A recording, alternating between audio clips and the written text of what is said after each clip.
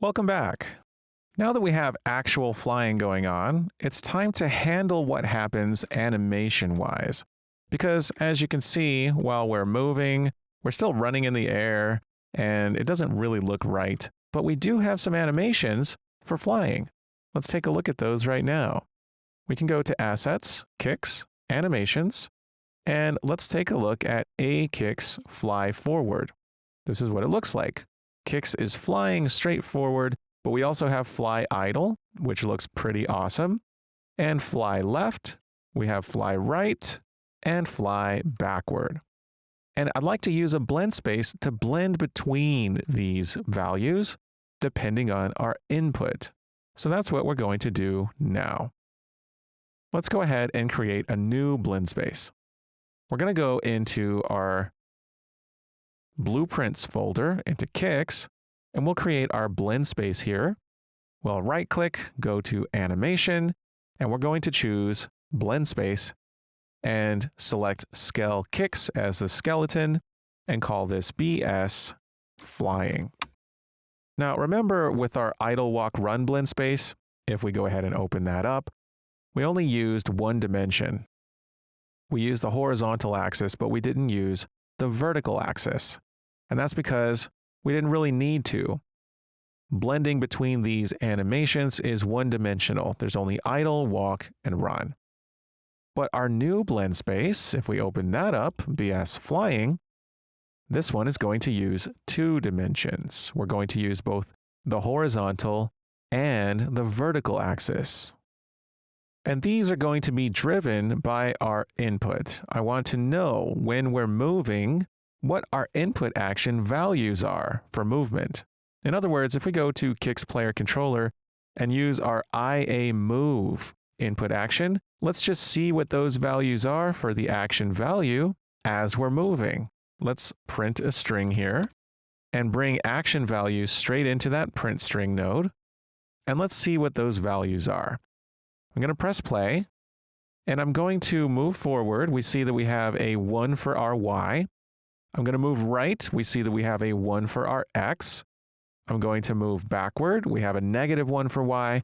And I'm going to move left. We have a -1 for X. And these values are actually not so discrete when we use our thumbstick. If I use my left thumbstick, I have a negative value for X, but it's only 1 if I press the thumbstick all the way just about. And same thing goes for the other directions. So our values are between -1 and +1 for both X and Y. And I'd like to use those to blend between animations in our flying blend space. So we need to change the axis range of values for both horizontal and vertical, and we need to change their names as well.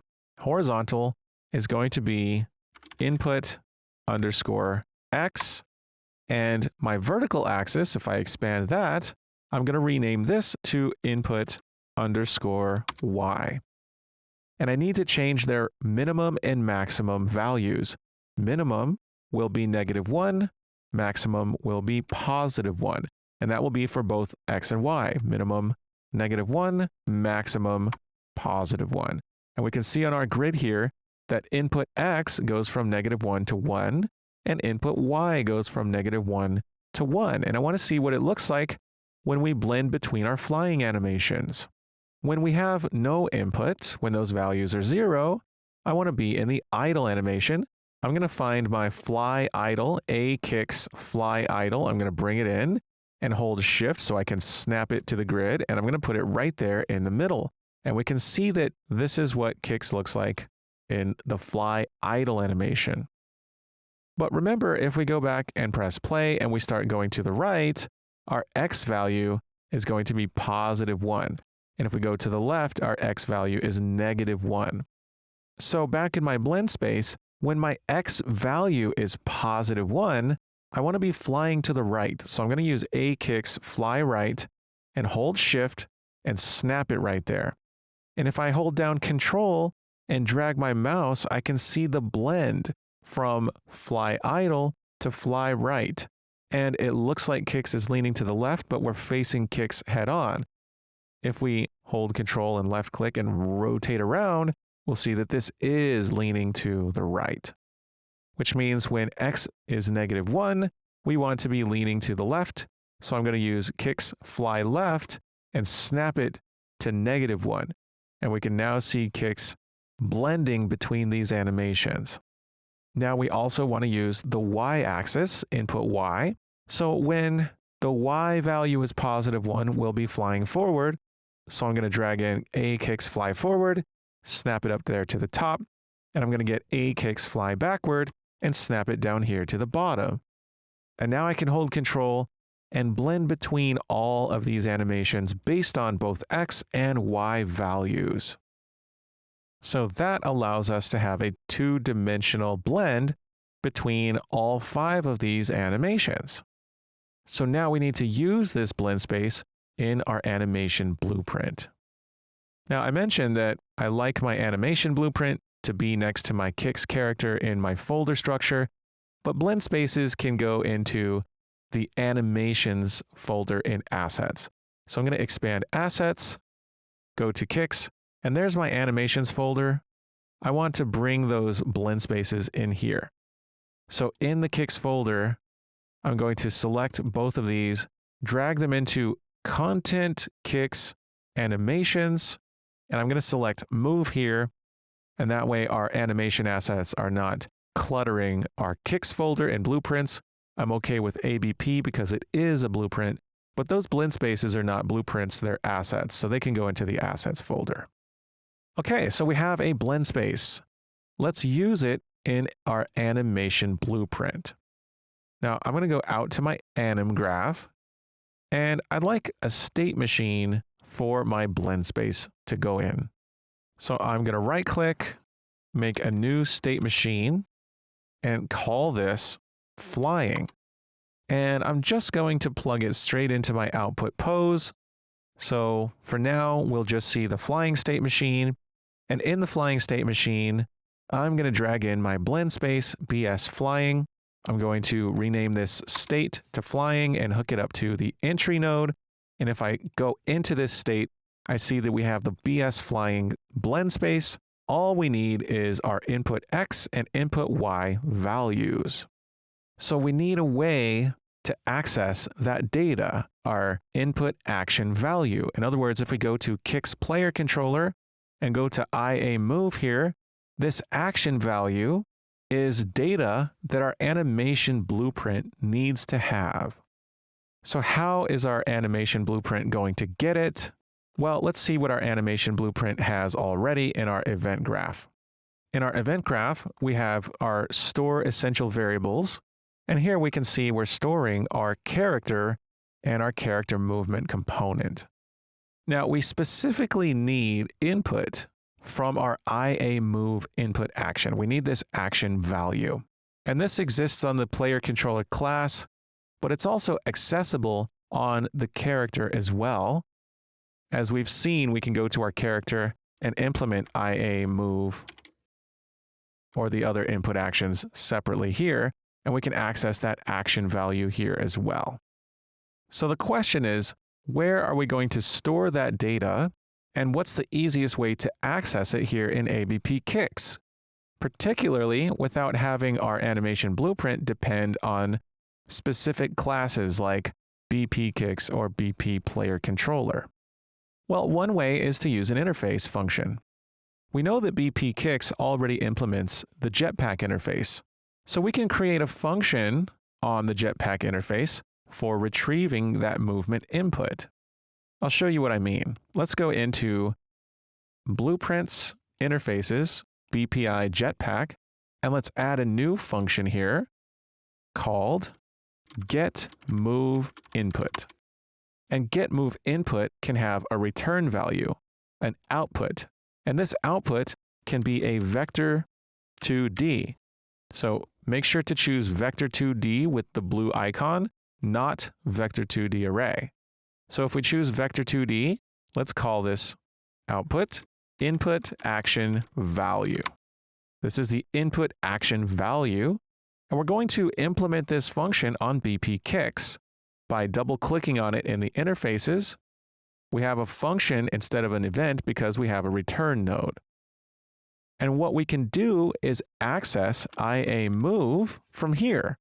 We have the enhanced action values. And this Blueprint Pure node returns the current value of IAMove. So now we have an interface function that returns this value implemented on BP Kicks. So now in our animation blueprint, we can access our character and call that function that we just created called getMoveInput. So let's go back to the event graph and find our function where we're updating our animation variables. Let's go into that. And from here, we can access our character and call the interface function getMoveInput. And we'll hook this up to our sequence. And this getMoveInput gets that input action value. We're going to go ahead and promote this to a variable, and we'll call this IAMove input action value. And now we have this value, and we can access it to drive our blend space. So let's go back into our flying state where we have input X and input Y. And if you can't find this, just go back out to the anim graph, double-click the flying state machine, and double-click the flying state. And we can now use IAMove input action value. Let's get it. And all we need to do is right-click on the output, split the struct pin, and we have access to X. We can plug that into the blend space input X, and we have access to the Y, which can go into input Y. I can highlight my nodes, press Q to straighten them out, and we now have our blend space being driven directly by that input action value that we're accessing through an interface function call in our update animation variables function. And by the way, I can simply comment this part here. This can say get IAMove input action value. I can give it a reroute node right there, as I like to do. That's my personal style. And I can give this a color. I'll let it be blue. And I'll check show bubble when zoomed. And we now have a nice commented section of code. So now that we're driving our pose with our flying state machine, as we can see here, we're no longer using locomotion. So this won't really make sense when we're just on the ground. But what we can do is we can activate our thrusters, and then we can move left, right, forward, and backward. And with our keyboard keys, it's kind of jumpy, so it doesn't look the best. But with our console controller, we blend quite nicely. So that does look nice. So for the console, this looks pretty good. But for the keyboard keys, we're just snapping our values to 1 and -1 and then back to 0 very rapidly. So if we want our animations to blend a little bit more smoothly, take a little bit more time to blend to the targets on the graph, we can take our BS flying blend space and we can change the smoothing time. The larger the value of smoothing time, the longer it'll take to blend.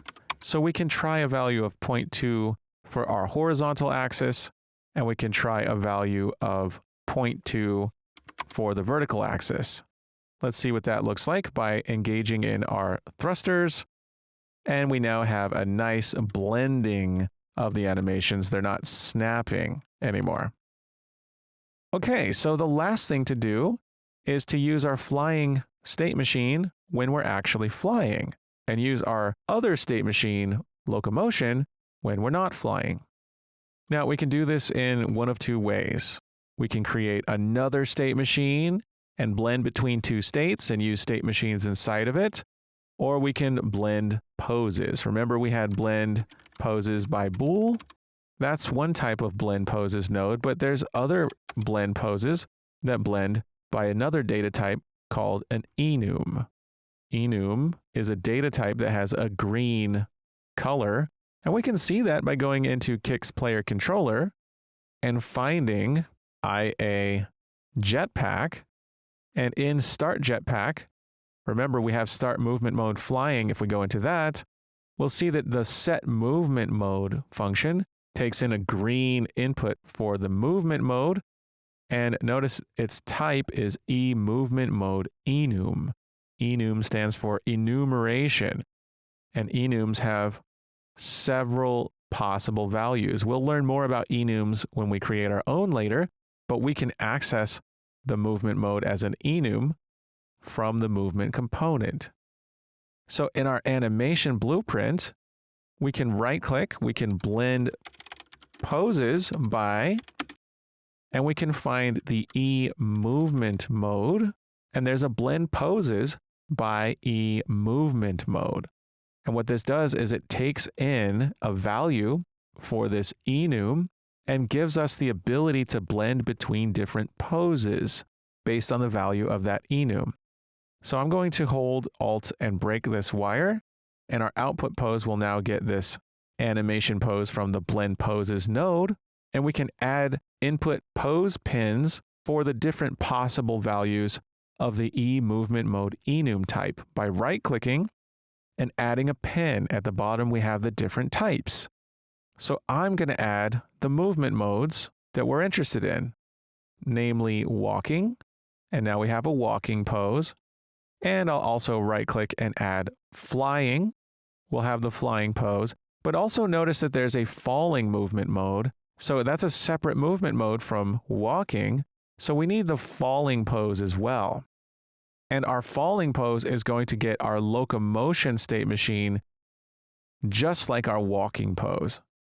So really, I want flying to be last. So I'm going to right-click on falling pose, remove that pose, right-click on flying pose, remove that pose, and right-click on the node and add falling right after walking, and then we'll have flying last.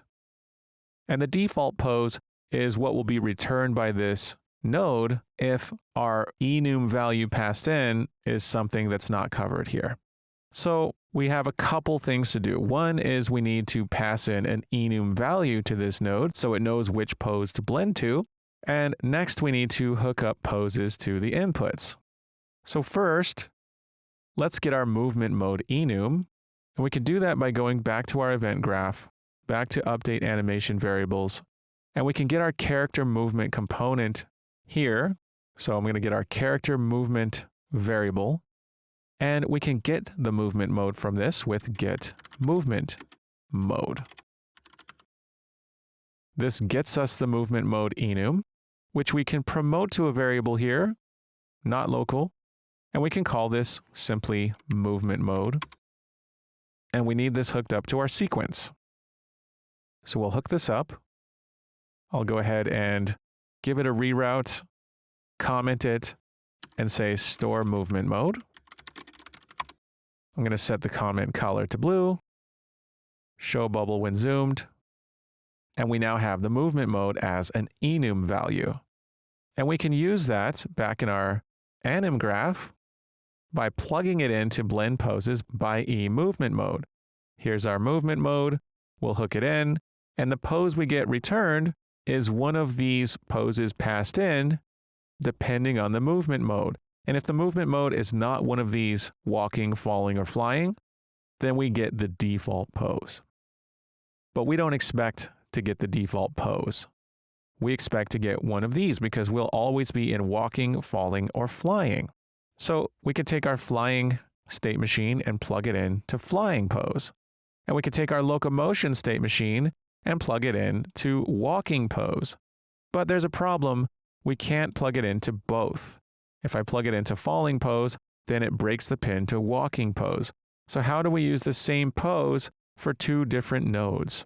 Well, to do that, we can take our locomotion state machine. I'm going to break that wire. And we can cache it. This is like storing it in a variable, but this is for animation poses. What we do is we drag off, we type cache, C-A-C-H-E, and we select new save cached pose. And this caches the pose for this particular frame from this locomotion state machine. So I'm going to call this cached _ locomotion. And we can use this in multiple inputs by right-clicking and searching for Use Cached Pose Cached Locomotion. And we can hook that into walking, and we can duplicate the node with Control D and hook the duplicate into the falling pose. So now we're blending between these poses based on our movement mode enum. Now, if movement mode is not walking, falling, or flying, we'll get default pose, which doesn't have a pose hooked in. If we compile, we get a note that says default pose was visible but ignored, and that would just mean that Kix would be stuck in this A pose here. If you really wanted, you can hook up another copy of the cache locomotion into default, but we'll never get default. If we do, that's a problem that we should come in and fix. So anyway, we can now blend poses based on our movement mode. So let's go back and make sure that we can run around on the ground, which we can, and we can use our jetpack, which now makes us fly and use those flying animations, which is looking great. Now we can remove that pesky print string, which we added to Kix player controller in our event graph right here for IA move. I'm going to go ahead and delete that. And now we have some really great movement, especially when we're using a console controller. As you can see, things are nice and smooth. We can walk, we can run, we can jump, and we can use our jetpack. And as soon as we stop using the jetpack, we fall. And if I'm facing Kix with my camera looking behind Kix, and I start my jetpack, we get a smooth transition. Kix will rotate to face our controller rotation like this. So it doesn't just snap towards the control rotation, which is nice. And our blend space 2D is looking quite good. Everything is looking really, really good. This is great. Excellent job. And I'll see you in the next video.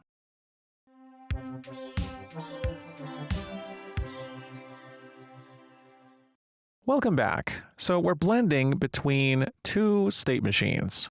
We have locomotion.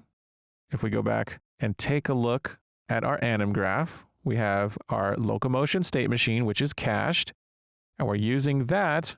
But we also have flying, and we're using that when our movement mode is in flying. And I mentioned in the last video that this is one way to blend between animations, and another way is to use state machines.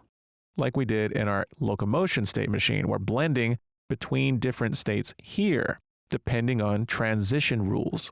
Now, blending poses by Boolean or by enums, such as the movement mode, that's a legitimate way to do it.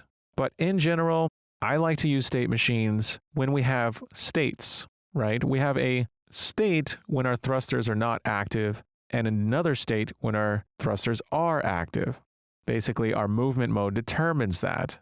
So I personally would just like to have an overall state machine that blends between these two based on that movement mode using transition rules. And that keeps my anim graph a little bit more under control. Just like blueprint event graphs, we don't want our anim graph to get too complex. So I'm going to make a new state machine. And this will be for overall movement. So I'm going to call this movement. And instead of blending poses with our movement mode, I'm just going to go ahead and delete that node, delete movement mode, and just bring movement up and hook that into my output pose. And in movement, I'm going to have two states. One will be for when our thrusters are active and one for when they're not active. So I'm going to add a state called thrusters not active. And I'll add another state, I'll bring it up this way, called thrusters active. Now what will go into each state is another state machine. If I go back to my anim graph, I have two state machines. I have locomotion and I have flying. I'm going to go ahead and just delete these use cached pose nodes for now. Now I can use these state machines inside of other state machines, such as movement. They just have to go inside of a state in the state machine. and they have to be cached in order to do that. Now we cached our locomotion state machine. It's called cached locomotion. I can use cached locomotion inside of a state in another state machine. That's going to be for thrusters not active. I'm going to right click, search for cached pose, and use cached locomotion here. But in my other state, thrusters active, I want to use my flying state machine. So for that reason, I'm going to cache this pose by using new save cached pose, and I'm going to call this cached flying. So now I've cached both of them. I'll go ahead and bring them here so everything looks neat. And in my movement state machine, I'll go into thrusters active and use my cached pose with use cached pose. And look, now I have cached flying. I'll hook that in there. And back in my movement state machine, I just need to decide when to go from thrusters not active to thrusters active. And that's going to be depending on my movement mode enum. When I'm going from thrusters not active to thrusters active, that's going to be when my movement mode is flying. So I'm going to implement my transition rule by double clicking and going into it. And I'm going to get my movement mode enum. And I need to check to see if this value is equal to flying. And I can check an enum's value by dragging off and typing the double equals sign. Now, there's two options, and we want the one for enums specifically. So if I choose equal enum, I now have this comparison node that returns a Boolean that will be true if movement mode is equal to whatever I select here. And I want to select flying, so we're going to hook this up. And the Boolean will be true if movement mode is flying and false otherwise. So this allows us to transition when movement mode is flying. And that goes from thrusters not active to thrusters active. But we also need to transition back the other way. And we can drag a transition from thrusters active to thrusters not active and get another transition rule. So we need to implement this transition rule, and this will also depend on movement mode. If we get movement mode, we need to see if it's one of two states. We need to see if it's walking or flying. So let's drag off and get an equal enum node and first check to see if it's walking. But we'll duplicate these nodes, and the second one we'll check to see if we're falling. If either one of these is true, we want to enter the transition back to thrusters not active. So what we need is to combine these into a node that will be true when either one of them is true, but will be false if both of them are false. And this is what the OR Boolean node is for. This is kind of like the AND Boolean node, except it's a little bit different. With AND, we only get true if both the first and the second inputs are true. With OR, we get true if either the first or the second is true. They don't have to both be true to get a true. Only one of them needs to be true. And that's what we want. If walking or falling, we want to transition, right? So now we have our transition rule going back to thrusters not active. And this may seem a little more complicated than blending poses by enum, but it results in a neater animation graph. Things are a lot easier to see. We have two states, locomotion and flying, and our movement blends between locomotion and flying. In fact, we don't have to make these names tied to the thrusters. We can just associate the names with those state machines. Thrusters not active, that's the locomotion state machine. And thrusters active, that's the flying state machine, right? So this might actually seem a little bit more intuitive because we know that we're using those cached state machines in there.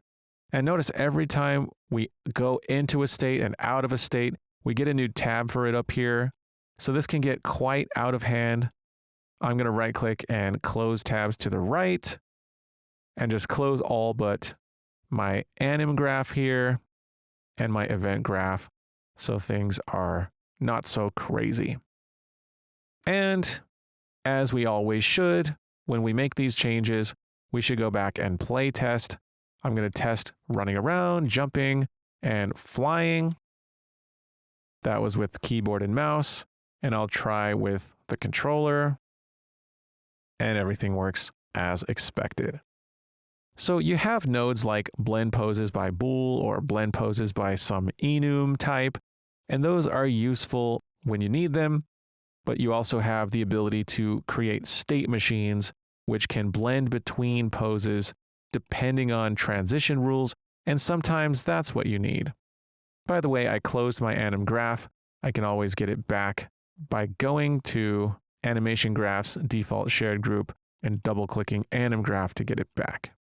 And with that, we now have a nice organized anim graph, and we have walking, jumping, flying. Things are looking great. I'll see you in the next video.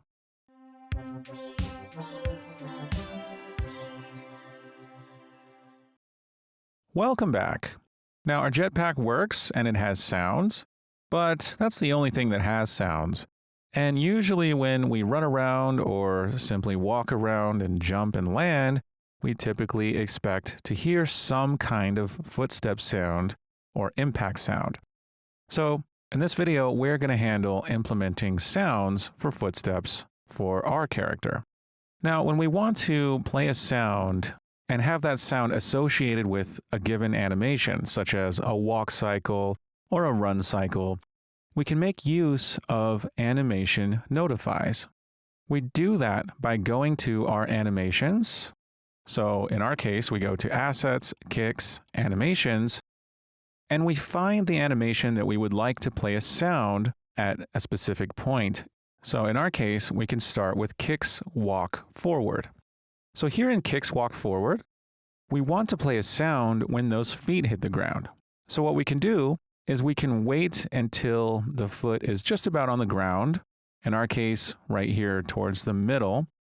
And notice in our Kicks Walk Forward tab, if we expand this to show more room, we have a Notifies section with its own dropdown and one Notify underneath.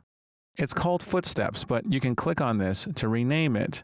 By default, an animation will have one as the name for this first option, but this particular animation asset has Footsteps as the label for it. This is called a track, specifically a Notify track. A Notify track allows us to have notifies for our animation, which are simply markers in the animation that determine that something should happen. And if we need a lot of notifies, more than one track can handle, we can click the drop down that says track and insert a notify track to get another one. And now we have two notify tracks, and I can remove that notify track by choosing track, remove notify track. Now we add a notify to a notify track by right-clicking on the track, and we have a number of options. We want to add a notify, and we can create custom notifies, or we can use notifies that are built into the engine, and playing a sound is a common enough notify to be built into the engine. So we can simply use the built-in notify, play sound. If we select that, we now have a marker, a little flag, and we can click and drag this around on the notify track, and we can even hold shift while we're dragging it around to bring that playhead with us, and we can see that the animation scrubs through to that point in time. So for this, I'm looking at my left foot, the one that's farthest away from me. I'm going to go to right where it's about touching the ground here, and that's where I want my play sound notify. And with my play sound notify selected, in the details panel, I can select what sound to play.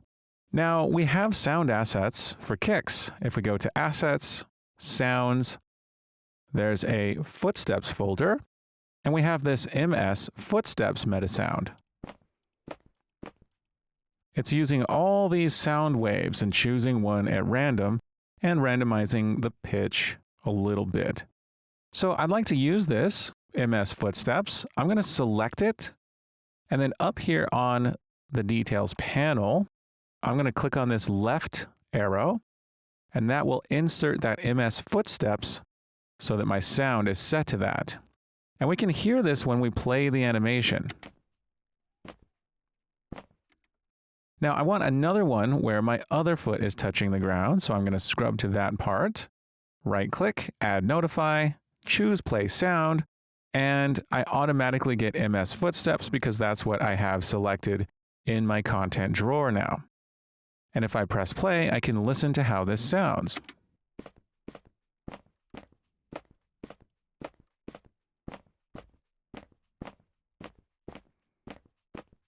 So I'm probably going to adjust the positions until things sound natural.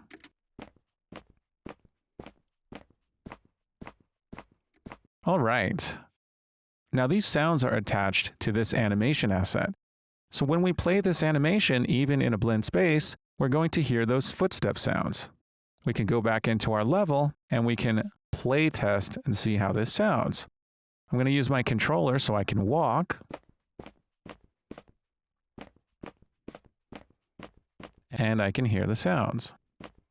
Now if I speed up, now I'm playing the running animation, and we don't have any sound notifies on that animation, so we don't get those sound notifies.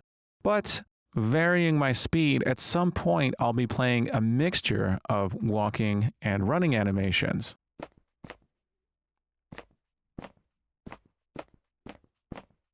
So past a certain point, when we're playing more of the running animation than we're playing the walking animation, we stop hearing the sounds because we don't have those notifies on the running animation. So we need to add them to the running animation as well. And that's going to be our kicks run forward animation. We can double click it in the asset browser, and we can add notifies to the footsteps notify track here. So I'm going to add the notifies, and I'm going to tweak their locations by playing the animation and listening to how it feels, and I'm going to time lapse this process.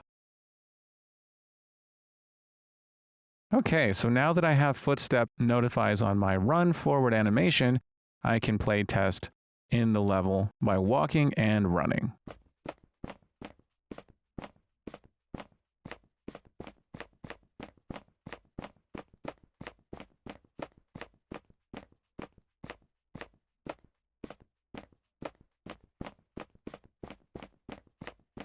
Perfect. So now that we have run and walk footstep sounds, we need to play a sound when we jump and when we land. Now, the landing is going to be pretty easy. I'm just going to use a couple of footstep sounds. So I'm going to go to Kicks Animations and find my landing animation. That's going to be jump end. And I can remind myself by going to ABP Kicks, going to Locomotion, going to jump end, and there it is.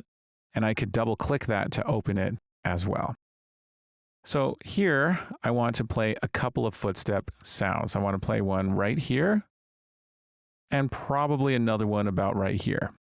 So I'm going to add a notify here. Notice my notifies tracks. There are 2 of them this time, and they're not named, but we can click on them to name them. I'm going to call this one Footsteps 1, and I'll call this one Footsteps 2. And on Footsteps 1, we're going to add a sound notify and select MS Footsteps for it. And for right about here, I'm going to add another one and select MS Footsteps for this. And now we can play it, and we can adjust things.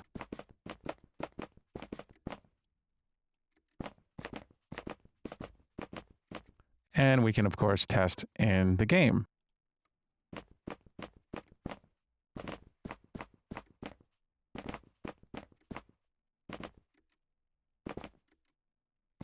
And I think that sounds great. Now we just need our jump start sound, so we'll go to jump start, and we'll add a sound at just about when we leave the ground. Remember, we're not playing this whole animation, we're cutting off the beginning of it, so I need to make sure that this notify is late enough. I'm going to put it right about here. I'm going to add a notify play sound, and this one can use a jump start sound. Let's see if we have one. We'll go to Assets, Sounds, Jump, and here's an MS jump sound. I'm going to select it and hit the left arrow up here so we have it on our jump animation. And we can go into the world and play test.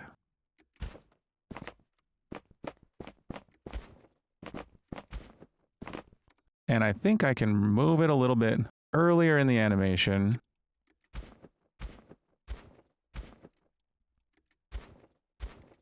But we do need to make sure we get that animation sound notify playing. So let's play test.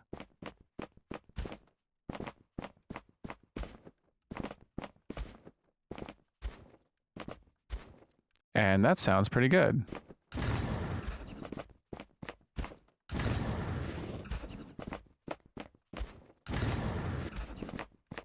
And we even get that sound playing when we start that falling animation.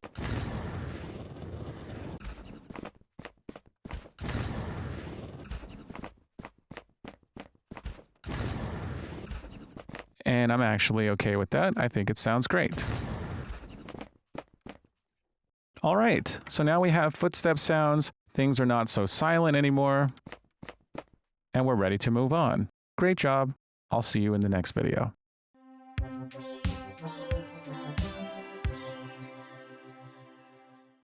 Welcome back. Now that we have sounds, things are looking great, and we have a jetpack. But the problem I see with this jetpack is we can use it anytime we want. There is no restriction. We can always use it. There's nothing stopping us from just always flying all the time. Now, one way to restrict it in a game would be to use the concept of jet fuel. If we have fuel for our jetpacks, then we have to use it sparingly, and then perhaps seek out jet fuel to refill our fuel in order to use it. And that can be a valuable platformer mechanic when we have the concept of scarcity of our fuel resource. So I'd like to implement fuel in this video. Now, because our jetpack is closely tied to our character, it's literally attached to our character's back, I want to handle jet fuel here on our character, as we're handling our visual and sound effects on the character when we start and stop the jetpack. So I'd like to have a variable for fuel on our character. So we're going to click Add Variable, and we're going to add a jet fuel member variable, and this is going to be a float. I'm going to compile and set it to its default value, and I'll set it to about 50. This is an arbitrary value for now, but now we have fuel.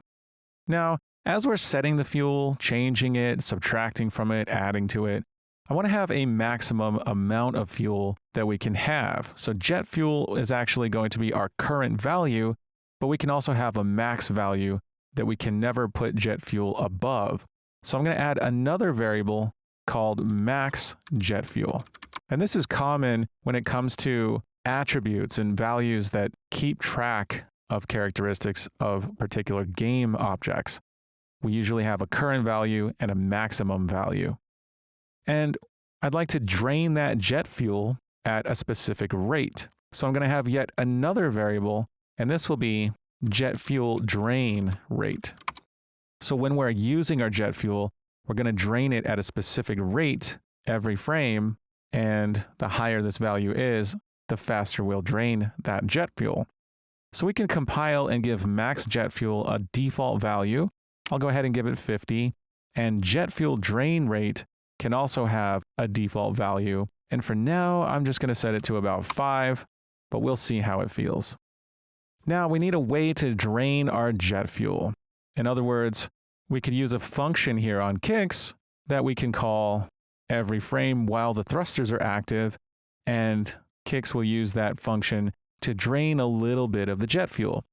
Now, our jetpack is closely tied to input, and here on the kicks player controller, while our IA jetpack is triggered, we're applying thrust input, but we can also apply fuel consumption on the character. We can add a BPI jetpack interface function for that.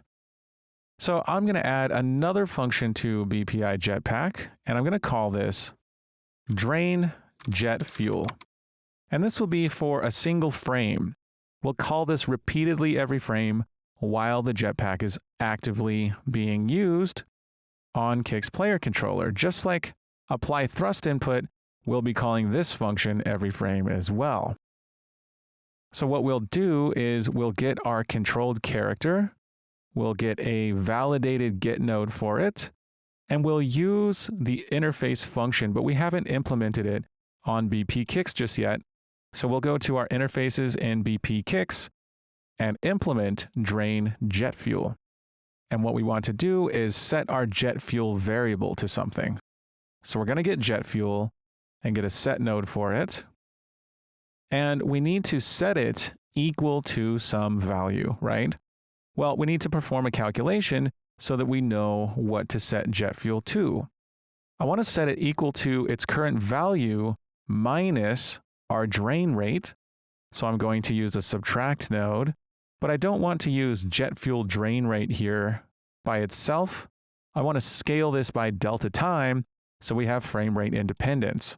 So I'm going to take jet fuel drain rate and multiply it by get world delta seconds. And now we have a frame rate independent system, and this will be what we subtract from jet fuel. So we're performing a calculation where we subtract our amount to drain this frame from jet fuel, and we're going to update jet fuel with that amount. Now, here's the thing though. What if this calculation results in a negative value? We never want jet fuel to be negative. We don't want it to go past 0.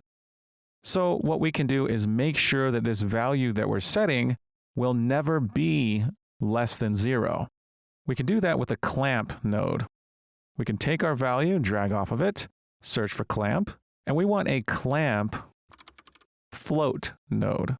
So if we select clamp float, it takes in the value that we want to clamp, and it has minimum and maximum limits here.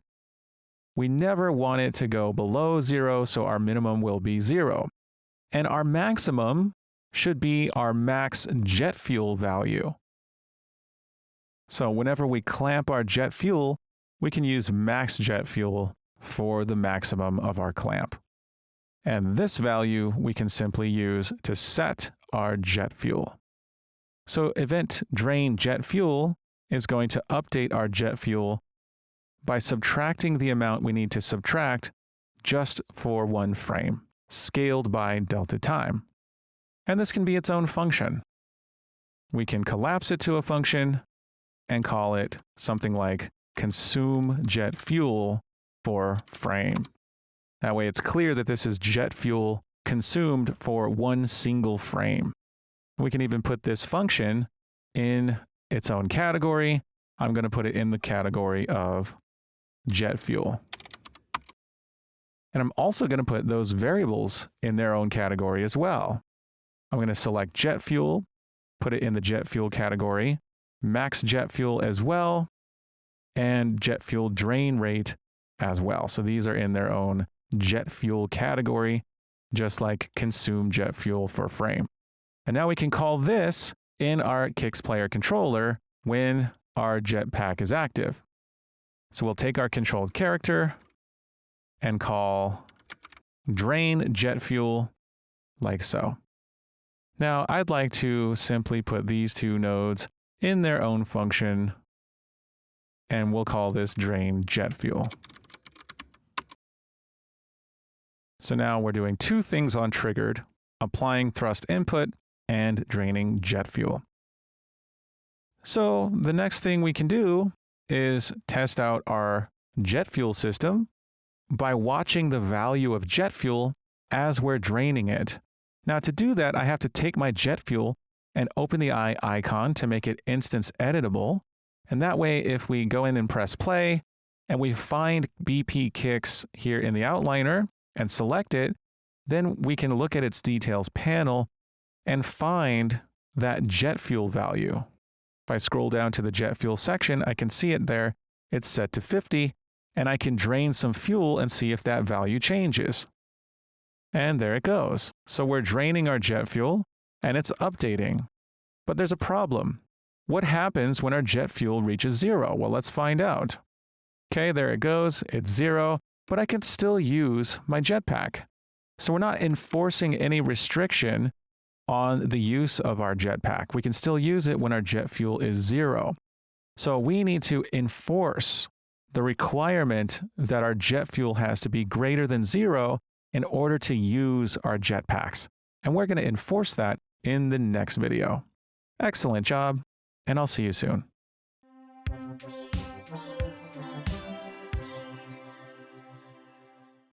Welcome back. So we now have jet fuel, and our jet fuel starts at 50, and if we're using our jetpack, it drains all the way down to 0, but we can still use our jetpack even if we have 0 jet fuel. And to make this easier to test, I'm going to go to BP Kicks and set my jet fuel drain rate to a higher value, such as 10, and that way we can reach 0 much faster. I can press play, I can select BP Kicks in my outliner, find jet fuel, and use my jet. And as we drain our jet fuel, we can see it, and when it goes down to 0, I should stop using my jetpack, right? So in this video, we're going to enforce that jet fuel requirement. Essentially, we want to enforce a couple things. For one, if we look at our Kicks player controller, we have our input action IA jetpack, right? And what I want is when we try to start the jetpack, we check, do we have jet fuel? If we don't start the jetpack.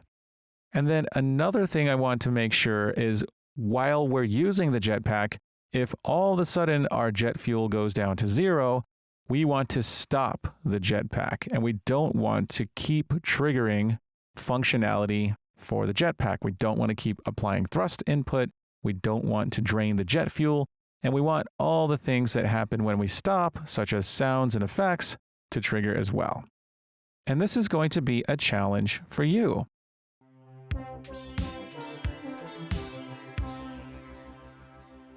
I want you to enforce jet fuel as a requirement for using the jetpack. Make it so that we cannot start the jetpack if jet fuel is 0. And also, I'd like you to stop the jetpack as soon as the jet fuel reaches 0. So pause the video and give this a try. Okay, so the way that I'd like to implement this is I'd like to easily check to see if our jet fuel is 0 right here on the player controller. And to make that easy, I'd like to have an interface function that can return a Boolean for whether or not we have jet fuel. So I'm going to make a function on BPI jetpack, and this is going to be called has fuel.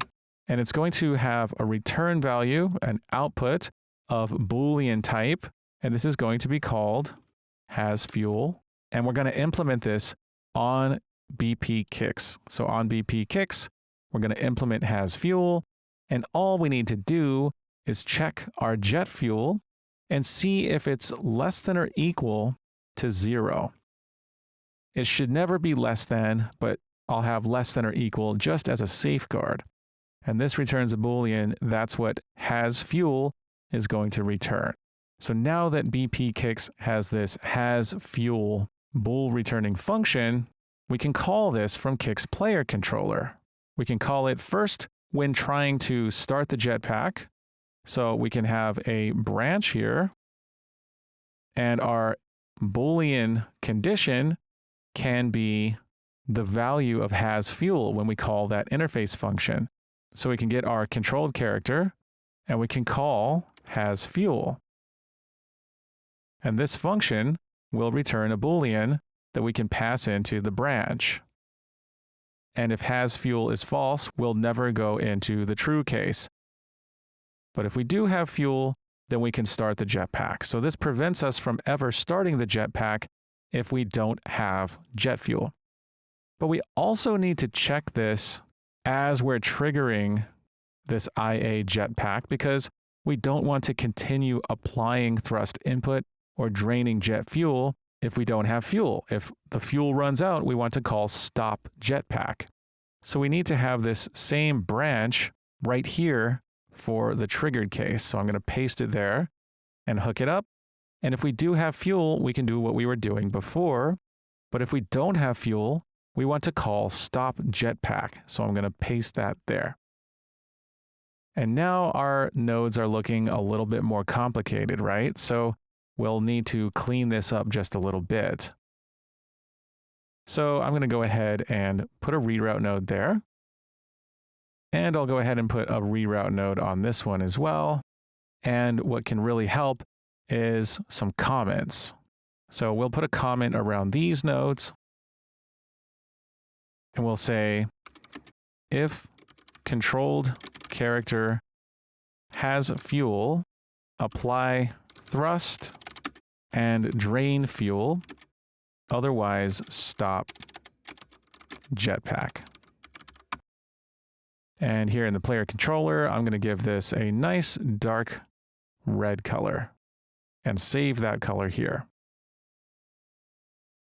Now for started, we'll give this its own comment, and we'll just say, if controlled character has fuel, start jetpack. And I'd like this to have the same red color. We'll go ahead and show bubbles when zoomed. And stop jetpack is self-explanatory, but I'll still say stop jetpack when input complete. Like so. And this will also be a red comment showing the bubble.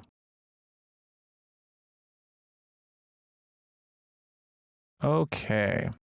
Now we can also take these nodes and move them up next to our other input nodes here. And what we can do is put all of the input functions in a single comment.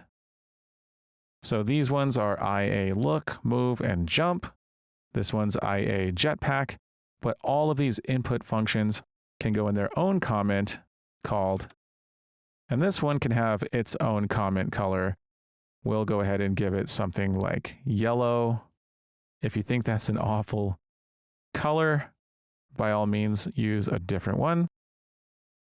But now we have order. I actually really don't like the yellow. I'm going to make it more a dark blue. And by the way, to get rid of colors here, just drag them to the trash can. Okay. So now we have input handled. And organize this how you wish. If you like, put them any which way you want them until you feel they're nice and organized. I actually may get rid of these bubbles because they're getting in my way here. Without them, I can have a much more compact graph, which I think I kind of like. Okay. And it's this big, large comment that I can show the bubble for, like so. And now things are looking great. Okay, so now that we've organized this, let's make sure that we're enforcing that jet fuel requirement properly. And to speed things up, I'm going to set my jet fuel drain rate to 20. So that way we'll drain our jet fuel really quickly. And I'll find BP Kicks, see its jet fuel in the details panel, and I'll use my jetpack. And it looks like I cannot use my jetpack. So we are failing to use the jetpack. So let's see why.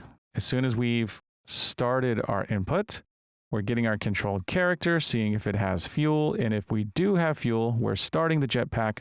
It looks like we're never actually starting it. So I'm going to go back to BP Kicks and has fuel. Oh, I see it. I made a mistake. Has fuel will return true only if jet fuel is less than or equal to 0. That's actually the opposite of what we want. We want it to be true when jet fuel is actually greater than 0, right? You probably saw that at the time and were really confused.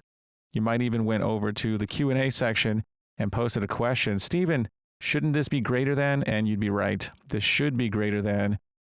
I make mistakes from time to time as well. But now that that's fixed, we should be able to use our jet fuel. Let's see if we can look at our jet fuel and use our jets.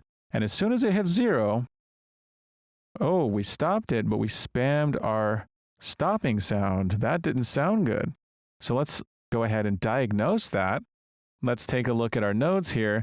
When triggered, we check to see if we have jet fuel, and if not, we call stop jetpack. But this gets triggered as long as we're holding that input down, doesn't it? So really, we don't want to stop the jetpack every single frame. We just want to do that once, don't we? Well, there's a blueprint node that allows us to do things once. It's called a do once node. This will let us only stop the jetpack once, even if we call this multiple times. So as is, we can go ahead and press play and drain our jet fuel and keep it held down. And we only get that ending sound once, except we get it one more time when we release that input, which would be on completed. And that's because right here on completed, we're calling stop jetpack again. So really, we need to know if our jetpack is actually being active before we go and stop it. But another thing is, we want to be able to stop that jetpack multiple times. So how do we actually allow this do once to let us call stop jetpack from here again? Well, we do that by executing the reset input pin. And we can do that when we start the jetpack. As soon as we start it, we can reset our do once node. Now, we could do that by bringing the start jetpack output pin and hooking it up here, or we could make a custom event here called reset jetpack do once, like this, custom event, reset jetpack do once. And we can use this to reset the do once and just call that here, reset jetpack do once. This is a little bit cleaner, as I don't really like to cross my wires that much, especially from one comment block to another. So I find this to be a little bit cleaner. But we also need to make sure that our jetpack is currently on before we stop it, don't we? Well, that's easy. When we start our jetpack, if we have fuel, here in Start Jetpack, we can keep track of whether the jetpack is actually on. So here in Start Jetpack, we can set a Boolean value. We can add one. We can add a variable called jetpack active, set its variable type to Boolean, and we can set it here in Start Jetpack to true. And we only want to stop the jetpack if jetpack active is true. So back out in our event graph, before we stop the jetpack, we can use a branch and check jetpack active. And only if the jetpack is active will we stop it. So we're going to plug up completed to the branch and the true to stop jetpack here. There we go. But we're setting jetpack active when we start the jetpack on started here, when we call start jetpack. But if we stop the jetpack, we need to set jetpack active to false. So here in stop jetpack, we can set jetpack active to false. We'll do it first thing, set jetpack active to false. Okay, so now let's recap on what we're doing. When started, we check if our controlled character has fuel. If it does, we start the jetpack. In Start Jetpack, we set jetpack active to true. Then every frame as we're holding that input down, we're continuously checking if the controlled character still has fuel. And if it does, we apply thrust input and drain the jet fuel. And if it does not, we use the do once to call stop jetpack. And it'll only trigger once, even though we'll be reaching this flow of execution multiple times as long as we still have the button held down. And we won't be able to call this stop jetpack here until reset is executed. And that's not going to happen until started happens again. That's when we call reset jetpack do once. And finally, when completed, if the jetpack is still active, we'll call stop jetpack. That way we don't call stop jetpack if the jetpack is not currently active. So let's play test this. We'll use our jetpack until it's used up. And then it stops. And if I release the jetpack button, I do not hear that stopping sound. And the final thing we can do to test out whether everything works properly is we can reset our jet fuel back to its maximum once we've run out. So to do that, I'm just going to go to my event graph on stop jetpack. And as soon as we stop the jetpack, I'm going to add to my jet fuel. So I'm going to use a set node, and I'm just going to set it back to its maximum. We'll just set it to max jet fuel. This is for testing purposes. We're going to remove this as soon as we're done testing. So I'm going to put it in a testing comment here. And we can go ahead and play test. We'll select BP Kicks, take a look at its jet fuel amount, and we're going to drain it down to 0. As soon as that happened, our jet fuel was reset, and we can try using it again. And it seems to work. And just for testing purposes, I'd like to place a delay before we reset our jet fuel, just to make sure that we're not going to keep draining jet fuel after we've stopped it. So I'm going to add a 4-second delay after we've stopped our jetpack before we reset our jet fuel. Let's play test. We'll drain our jet fuel till it's empty. There we go. And 4 seconds later, we have jet fuel again. We can stop using it. But 4 seconds later, it gets refilled.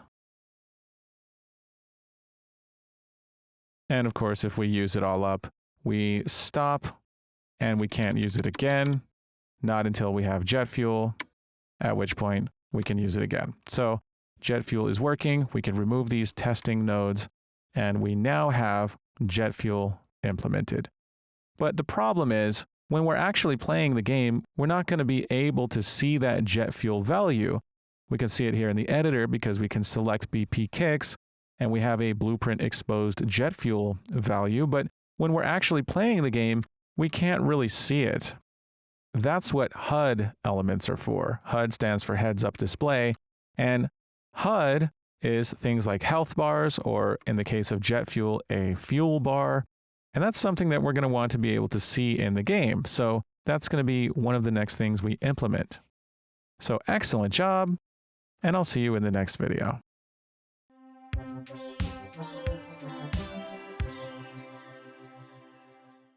Welcome back. Now we have fuel, right? It's a variable on Kicks. It's called jet fuel, and we're enforcing the requirement to have fuel in order to use the jetpack. So we have this precious resource, and we can use it. It can run out, but once it's gone, and we can't refill it. Sure, we could set its value back to its max value like we did for testing, but what about in the game? For the game, we need a way to get more jet fuel. Now, sure, we can't see our level of fuel. We're going to need some HUD elements for that to show it as a fuel bar. We'll get to that. But first, I'd like to create a way to replenish our fuel. We need a pickup of sorts. Now, in order to have a pickup, we need assets. I'd like to have something a little more exciting than some basic piece of geometry that we make in modeling mode. Sure, we could go to modeling mode, select sphere and make a sphere and call that our pickup, but that's boring. I'd like to use something a little bit better and find some free assets that fit the style of Kicks. And believe it or not, there exists a free sample project that contains a ton of stylized assets that just so happen to work with Kicks. So let's find it. I'm going to open my Epic Games Launcher, go to the Samples tab, and we're going to find the sample called StackoBot. Here it is. It's in the Samples tab. If we click on it, we'll see that StackoBot is a full blueprint project. It contains a lot of examples of how to do things in Blueprint, And it also contains a lot of assets that we can migrate to our project. So if this looks like something you'd like to use, you can follow along with me. Otherwise, you can use any assets that you like, but StackoBot has some assets that I'd like to use. And in order to use it, I have to create a StackoBot project. So I'm going to click on Create Project and find a folder that I'd like to put this project on. So I'll go ahead and select the folder I want this in, and I'm going to let it be called StackoBot and click on Create. Now, once that's finished being created, I can close my Epic Games Launcher and find my StackoBot project and simply open it up. I'm going to double click that U project. Here it is. And if you like, play around with this project all you want. Maybe look at some of the blueprints. You know how to open those blueprint assets up by simply right-clicking on an object. If it's a blueprint, you can choose Edit for that blueprint. But what I'm interested in is looking at some of the assets that I'd like to migrate over to my project. So it has a content folder with StackoBot, and in StackoBot, there's an environment, and we have a couple of interesting folders. One is modular, that has a lot of environment assets, and we'll probably be using some of those soon. And then we have a props folder, and the one I'm interested in is this one. It's called SM Generic Player Pickup Core. I'm going to double click that to open it up, and here is what it looks like. I find it to be actually very beautiful and simple, and it just so happens to really mesh with my Kicks style. So I'm going to migrate this static mesh and all associated assets that it uses, such as the materials, over to my project. And to do that, all I really need to do is right-click on the static mesh, go to Asset Actions, and choose Migrate. Now notice when I do that, I'm actually migrating all these files because the materials used by this asset also use textures. So we have materials and textures, and there's other folders with other files that all are being used by this one static mesh, either directly or indirectly. So I'm just going to allow it to migrate all these assets over. So I'm going to click on OK, and I'm going to find my project, and I have to select my content folder and click Select Folder. And once that's done, I can close StackoBot for now. I'll save it and come back to it later, but for now I'm going to close it, and I'm going to go into my Jetpack project, into Content, and there's my StackoBot folder. Now, you might be tempted to go in here and rearrange the folder structure and move things around, move this into the Assets folder. I'm not going to do any of that because I plan on migrating other assets over to my project in the future, and I'll just keep all the StackoBot assets here in the StackoBot folder. That makes it a lot more convenient for me. So now that I have this folder, I can go to Environment, into Props, and there's my nice pickup mesh. It looks great, but I want this to be for jet fuel, so I want to alter it just a little bit. And in general, when I alter assets, I always duplicate them so that I don't mess up the original. So I'm going to right-click on the original static mesh, select Duplicate, and call the duplicate SM Jet Fuel. And I'm going to open up the duplicate. I'm first going to close the original, and I'm going to open SM Jet Fuel. So which of these materials is the one that I want to change? I want to change this white one, but I don't know which of these materials is the white part. So what I can do is I can isolate certain materials. If I isolate the first one, I see that material there. If I isolate the second one, it's that interior metal part. And if I isolate the third one, it's the green part, the plastic part. What I want is the MI Glow material. So this is using an MI Glow material instance. And if we open that up, we can see that we can adjust the color here by picking one from the color wheel, but I don't want to mess with MI Glow. I want to make a duplicate of MI Glow. So I'm going to duplicate it and call this MI jet fuel. And I'm going to mess with the jet fuel material instance instead. I'm going to make this a nice yellow color like this, and go back to my static mesh jet fuel and change its material to mi jet fuel so it's nice and yellow. And now I have a jet fuel mesh that I can use for a pickup. I'm going to bring that mesh in. I have to browse to it first, and then bring that mesh into my world to see what it looks like. There it is. I can play test and see what it looks like next to Kix. Beautiful. And now all I want to do is be able to pick it up and refuel my jetpack. So we've got some assets. We also have a StackObot project with lots of other assets inside of it, and that's going to come in handy when we want to do some level design. So excellent job. In the next video, we're going to make our jet fuel pickup so that we can pick these up in the world. Excellent job, and I'll see you soon.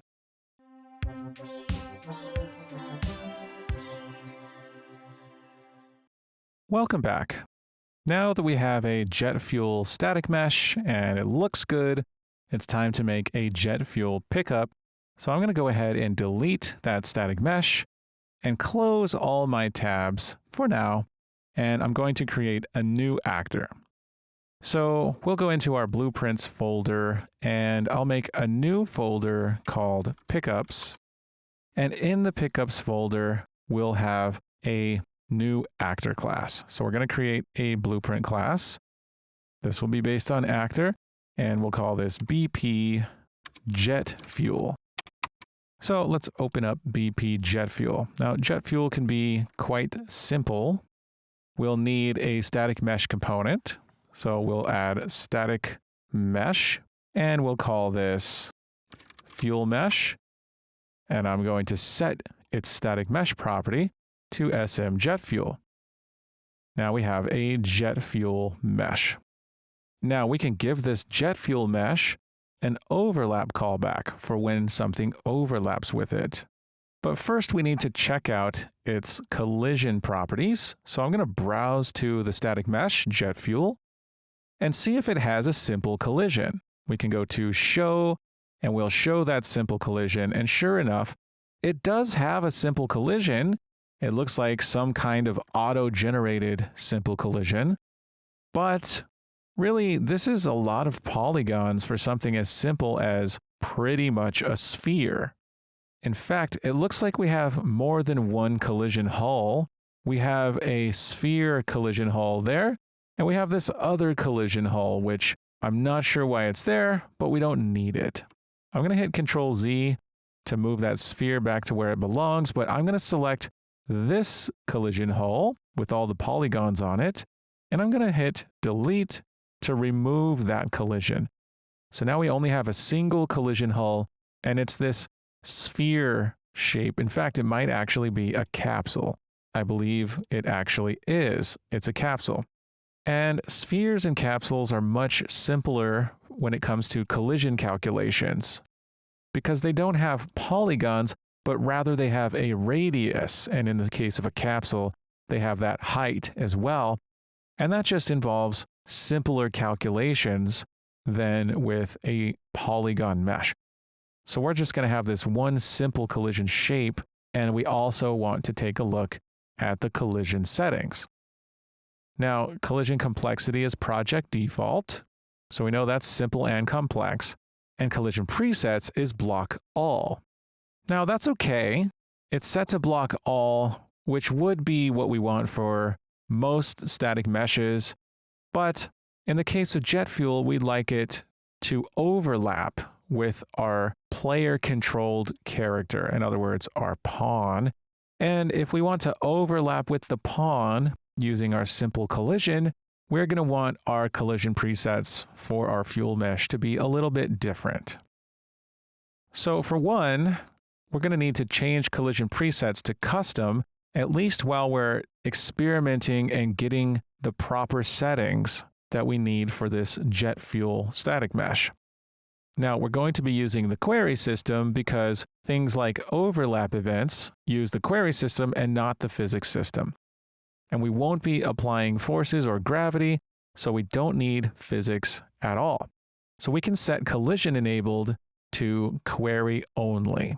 Now the object type can be world static, that's totally fine, but we want to ignore all the channels. We don't want any collision interaction with any channel, except of course for one channel, and that's the one that our player controlled character is using, specifically our character's mesh or capsule.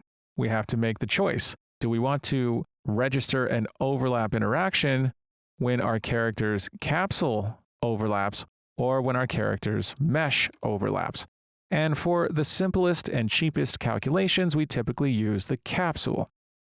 If we select our capsule, we'll see that our capsule's collision presets is the pawn preset, which has the collision object type pawn, and we have generate overlap events set to true. Whereas if we select our mesh and take a look at its collision presets, it's set to character mesh, which does have object type pawn, but it has generate overlap events not set to true. So by default, the mesh does not generate overlap events, and that's a good optimization to have because generally our capsule is sufficient enough to generate overlap events. It has simpler geometry, simpler calculations, and better performance. So our SM Jet Fuel can overlap with the pawn object type, and overlap events will be generated by our capsule on BP Kicks because the capsule has a block response to world static. And if the capsule's response to world static is block and the jet fuel mesh response to pawn is overlap, between block and overlap, the least blocking response is overlap, and that's the type of interaction that we'll get. We just need to go into our jet fuel actor, and with our fuel mesh selected, we have to make sure that it has generate overlap events set to true, which it does. And we also want its collision presets not set to block all dynamic. We got that by default when we added the static mesh. We want it set to default, which is going to default to SM Jet Fuel's collision presets, which ignores everything except the pawn and only uses queries. So now we can simply test out overlap events with jet fuel by going to our event graph, and we have event actor begin overlap for that. We can simply print the name of the other actor with a print string to prove that our overlap event is working. So let's go ahead and browse to this jet fuel asset. We'll drag one into the world and we'll run into it with our character. Let's see what happens. And there's BP Kicks printed to the screen. So we're getting our overlap events, which is perfect. And we're only overlapping with that simple collision shape, that capsule. And this static mesh is set to ignore all object types except for pawn. So we have a nice, optimized, and performant system. Now the only problem is our collision presets is set to custom, which is in general not the best practice. We want a collision preset specifically for pickups that only overlap with the pawn. So let's make a pickup collision preset by going to Edit, Project Settings, Engine, Collision, and opening the preset, and we can create a new preset called Pickup. And its collision enabled will be query only, object type can be world static, and we'll say pickups that only overlap with the pawn. And we'll ignore all collision channels except for pawn, and that response will be overlap. We'll go ahead and accept that. So now we have a new pickup collision preset, and I'd like to actually use that on the jet fuel static mesh component here on the jet fuel blueprint. So I'm going to change its collision presets to pickup here. You might have to compile first before you see it. And then my static mesh component itself can just go back to using the block all collision preset. And that way, the static mesh jet fuel isn't specific to pickups.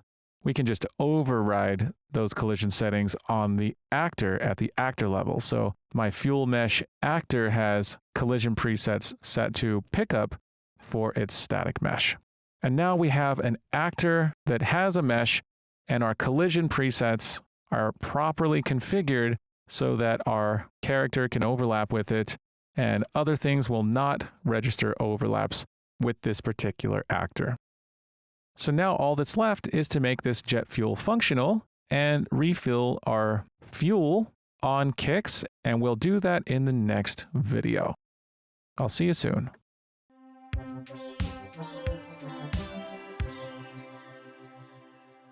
Welcome back. So we now have an actor for our jet fuel, and we know that our collision settings are configured so that we can overlap with our jet fuel actor's static mesh called fuel mesh, and its collision settings are configured to ignore everything but the pawn object channel. Now we'd like to implement this fuel pickup so that once we overlap with it, we can refill our fuel, or at least refill some of our fuel. So this is going to be a challenge for you.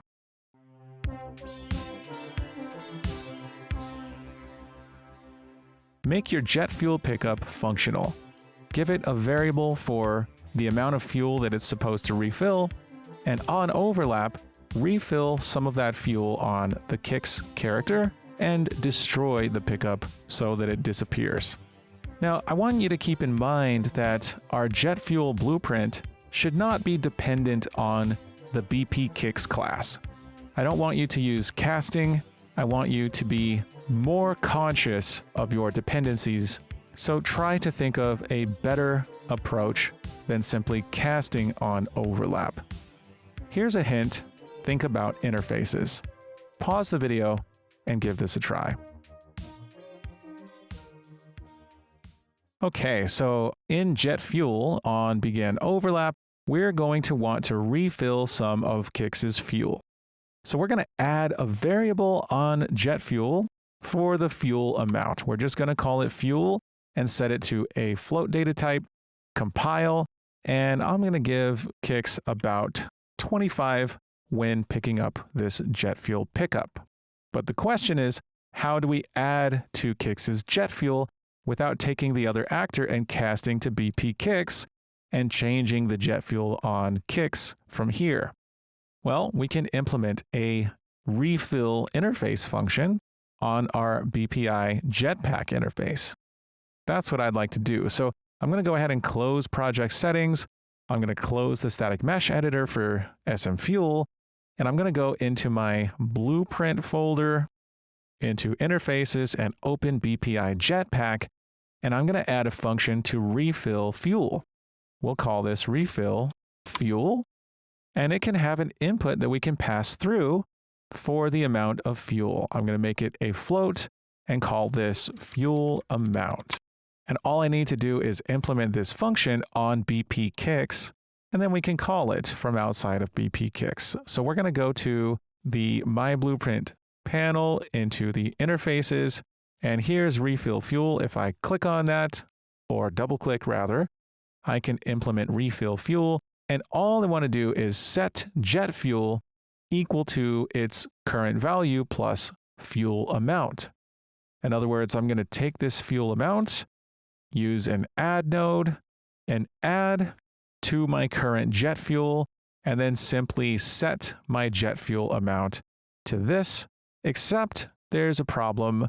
What if we go past our max jet fuel? Well, we know that clamping is great for that. So instead of setting this directly like this, we're going to use a clamp float node and clamp this value between a minimum of 0 and a maximum of max jet fuel, so we'll never set jet fuel to a number higher than its max.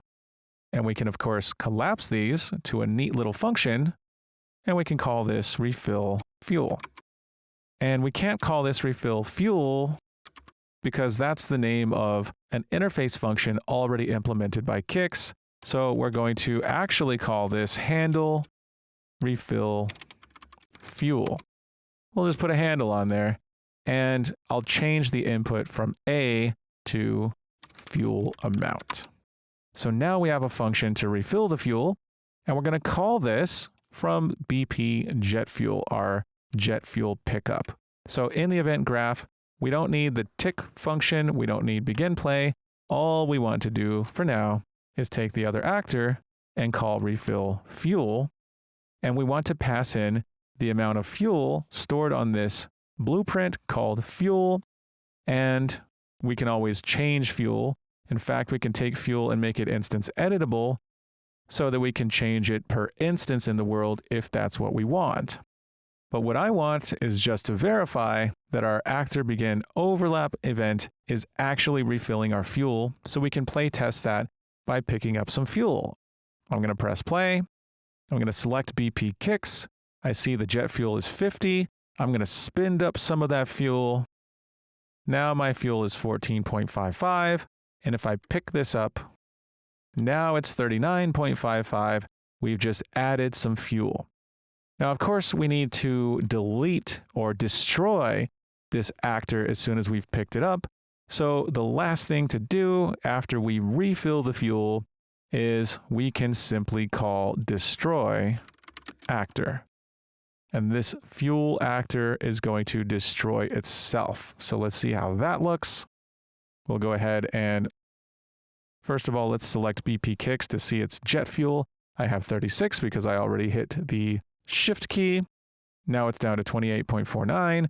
And if I pick this up, I have full jet fuel because adding that 25 would have put me over the max amount, but we clamped it to 50. And now we have jet fuel. Excellent. So we now have a fuel pickup. And if you implemented the solution to this challenge in a similar way, congratulations. And if you did it differently, that's okay. Still congratulations for tackling the challenge on your own, which makes you stronger every time you do so. All right, so in the next video, we're going to add some bells and whistles to our jet fuel pickup, maybe make it float or rotate and give it a little bit more juiciness so that it looks and sounds more like a fun pickup that you would have in your world. Excellent job, and I'll see you soon.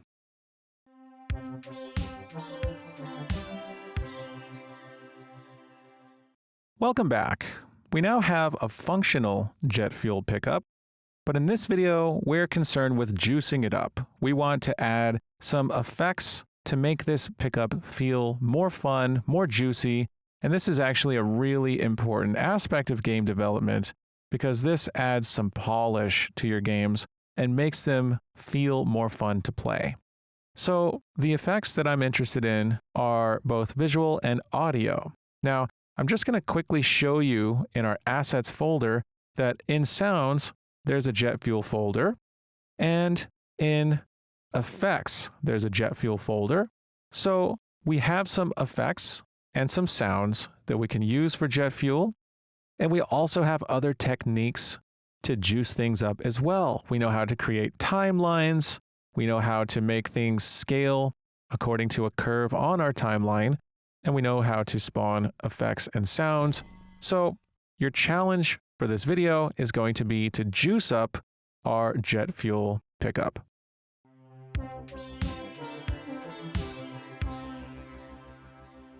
I'd like you to play a sound and spawn a Niagara system when we pick up our jet fuel. But in addition to that, I want you to feel free to add any other features to this pickup that you want to make it look and feel more fun.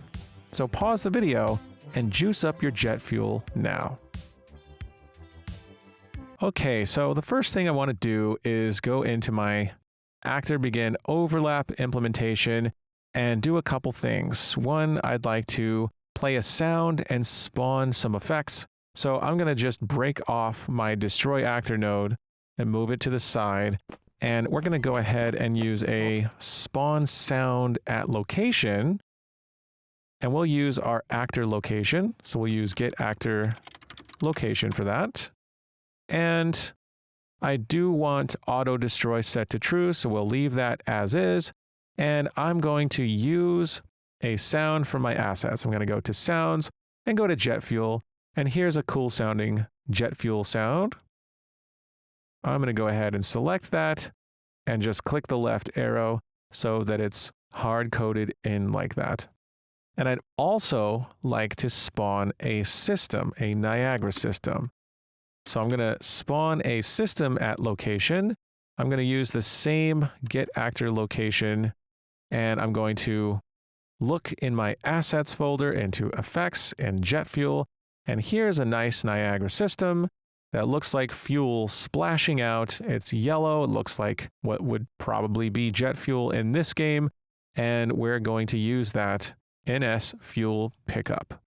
Also with auto destroy. So we now have some effects, and then we can destroy the actor afterwards. So let's see what happens when we pick it up. All right, so that looks pretty good. But I'd still like to juice it up with a couple more features. For one, I'd like to rotate my mesh. And I'd kind of like it to be tilted a little so that it's not just vertical up and down like this. So I'm going to make a couple changes, but first I'm going to collapse these nodes to a function, and I'll just call this handle pickup effects. Like so. And I'm going to go into my viewport and select my fuel mesh. It's not my root component. It's attached to my default scene root, which means I can give it a little bit of a rotational offset. So if I give myself 15-degree increments, I can rotate by 40 degrees like this. And now I have a rotational offset. So that looks more exciting to me. And I'd also like to add a world rotation on tick. So I'm going to get my event tick, and I'm going to add a world rotation to my fuel mesh. So I'm going to get that fuel mesh, add world rotation, and we'll hook that up to tick. And I think I'm going to split the struct pin for delta rotation and use delta seconds multiplied by a rotation rate. So I'm going to take delta seconds, use a multiply node, and promote this second value to a variable called rotation rate, compile, and give this its own value like 45, and plug that into the yaw like that. And now I should be able to see that pickup rotating in the world, and it does. So that looks great. That's a little bit more juiciness. I'm going to pick it up. And finally, I'd like to really make this pop when I pick it up by adding a timeline to scale that mesh up and then back down. So we'll refuel, we'll handle the effects, but before destroying the actor, I'd like to play a timeline. So I'm going to create a timeline. I'm going to call this pickup scale timeline. I'm going to open it up and add a float track, and this will be quick. It's going to be about 0.2 seconds long. I'm going to rename this track to scale, and I'm going to add 2 keys to my timeline. The first one will be at time 0, and we'll start with a scale of 1. And the second one will be at time 0.2, and we'll have a scale of 0. And then I'm going to alter these keys by first converting them to an auto curve, and I'll take the second key and angle it up like this, and the first key will be angled up like this. And I'm going to go ahead and click zoom to fit horizontal and vertical so that I can see what it's doing. And this is what it looks like. We'll go ahead and scale up and then back down. And in fact, I may wish to go back down with this kind of trend so that we scale up and go down. Let's actually see what this looks like by implementing this timeline back in Event Graph. On update, we're going to take our fuel mesh and call set world scale 3D. And update will go to this, and our scale is going to be used to make a vector, and that will be passed in, and X, Y, and Z will all get the scale value like this. And to play this timeline, I'm going to make a custom event, and we'll call this wink out. And this will play the timeline. And when the timeline finishes, that's when I'd like to call destroy actor. So we'll put that right up there. And as soon as actor begin overlap is triggered, we can call wink out. But I'd also like to disable collision on my fuel mesh. So I'm going to take my fuel mesh, call set collision enabled, and set it to no collision. That way, for these last 0.2 seconds that this actor is alive, it will not trigger any further collisions.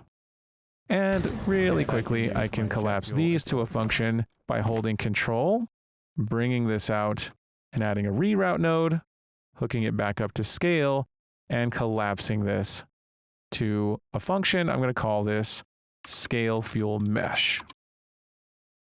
And I'll rename its input to scale, and that way we have a simpler blueprint event graph. All right. So, moment of truth. Let's see how this looks. When we play the timeline and wink out, let's overlap. And that looks pretty nice. It looks a lot juicier. It's squirting out particles, playing a sound, and winking out with its little timeline. I like it. All right. So that's my implementation of Juice. And we could clean up this blueprint all we want, but I think it's relatively clean already. So I'm just going to save it and close it. And now that I have jet fuel, I can once again play test by selecting BP kicks, using some fuel, going to 0, and then picking up a pickup. Now I have 25, and I can use my jet fuel until it's gone. Excellent job, and I'll see you in the next video.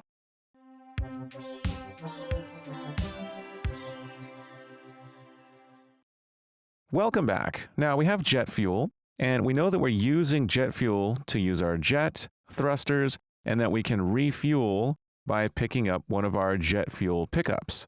But we can't see on the screen how much jet fuel we have. The only way to see our jet fuel is by selecting BP kicks right here in the outliner and looking for the jet fuel variable and seeing its value as it changes in the editor. Now, that's great for development, but it's not a great experience for the player. The player should see at least some measure of the jet fuel on the screen so they know if they're close to being empty or if they are empty.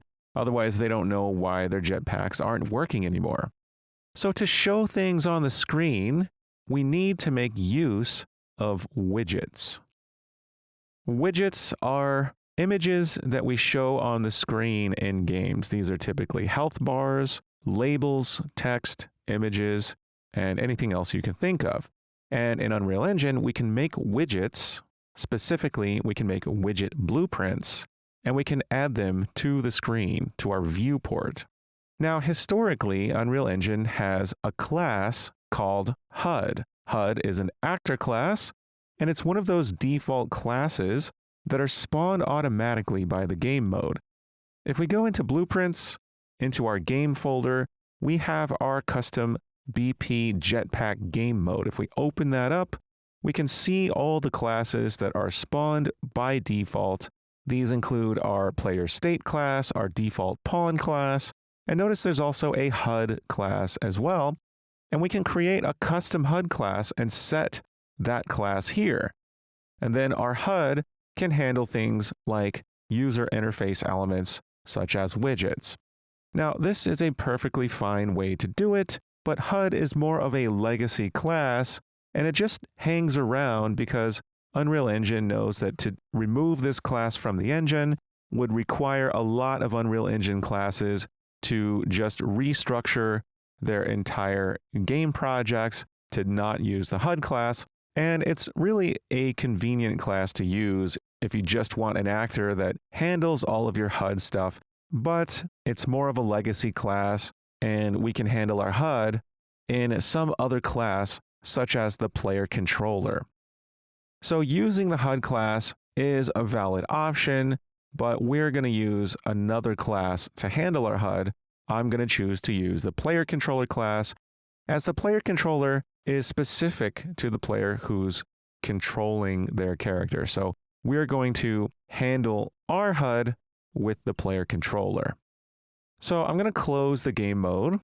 I'm done with my Jetpack interface for now, and I'm done with BP Kicks, and we're going to create our very first widget. So if we go into Blueprints, we can create a new folder, and I'm just going to call this UI, short for User Interface, and we'll keep our widgets in this folder. Now, to make UI in Unreal Engine, a great tool to use is UMG, Unreal Motion Graphics. UMG contains all sorts of tools we can use for widgets, and we're going to see how that works by creating our very first widget by right-clicking and going to User Interface. And the first thing we'll do is create a new blueprint, specifically a widget blueprint. So we'll select Widget Blueprint, and we get a pop-up menu asking us to pick a parent class for our new widget blueprint. Now, the base class for Widget Blueprint is called User Widget. That's the parent class that our widget blueprints are going to be based on. If we wanted to, we could click All Classes and choose a more specific class if we had a custom child of User Widget that we would want to inherit from. But rather than do that, we're going to inherit straight from User Widget. So select User Widget, and we're going to rename our new widget blueprint prefixed with WBP, short for Widget Blueprint. And I'm going to call this Overlay because we're going to have one big widget that overlays our whole viewport. And we can stick other widgets on top of that widget because widgets can be composed of other widgets. We're going to see how that works by opening WBP Overlay, and this is what a widget blueprint looks like. Now, UMG, Unreal Motion Graphics, is what contains all of these features we see here. We have a widget blueprint with a designer panel showing us this graph here and a palette with a selection of different types of widgets that we can add to our widget blueprint. And there are a lot of different types of built-in widgets that can be added to a widget blueprint. And when they're added to a widget blueprint, they're added in a hierarchical manner. As we can see, we have a hierarchy tab, and all widgets that we add to our widget blueprint show up in the hierarchy tab, and they're hierarchical. They can be attached to each other, and we're going to see how that works now. Now, for an overlay, we're going to want something that represents the entire screen.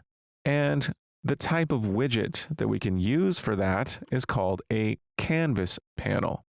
So if we take a canvas panel and we drag it onto our hierarchy or onto the graph, either one is equivalent, we'll now have a widget on our hierarchy. And our graph is going to show us a rectangle that represents the entire screen. Now, a canvas panel allows us to have multiple widgets, and we can place them at arbitrary locations on the screen. So I'm going to clear my search filter and just drag in any widget from the palette onto my canvas panel. I'm just going to select a text widget. If I click and drag a text widget onto the screen, we now have a text widget, and in our hierarchy, it's attached as a child to the canvas panel. Now, I don't mean child in an inheritance sense. I mean a child in an attachment sense. Kind of like how components can be attached to each other, widgets can be attached to each other as well. Now, this text widget has its own properties, which we can see in the details panel, and we can change them. Under content, we have a text property, which shows us what that text content is for this text widget. It just says text block, but we can highlight that text and replace it. We can say test widget text. And notice that the text now goes past the bounds of this widget. That's because we typed more text than we have room for, but we can resize the widget itself by clicking and dragging on its corners. And now this text widget is larger than the text that it contains.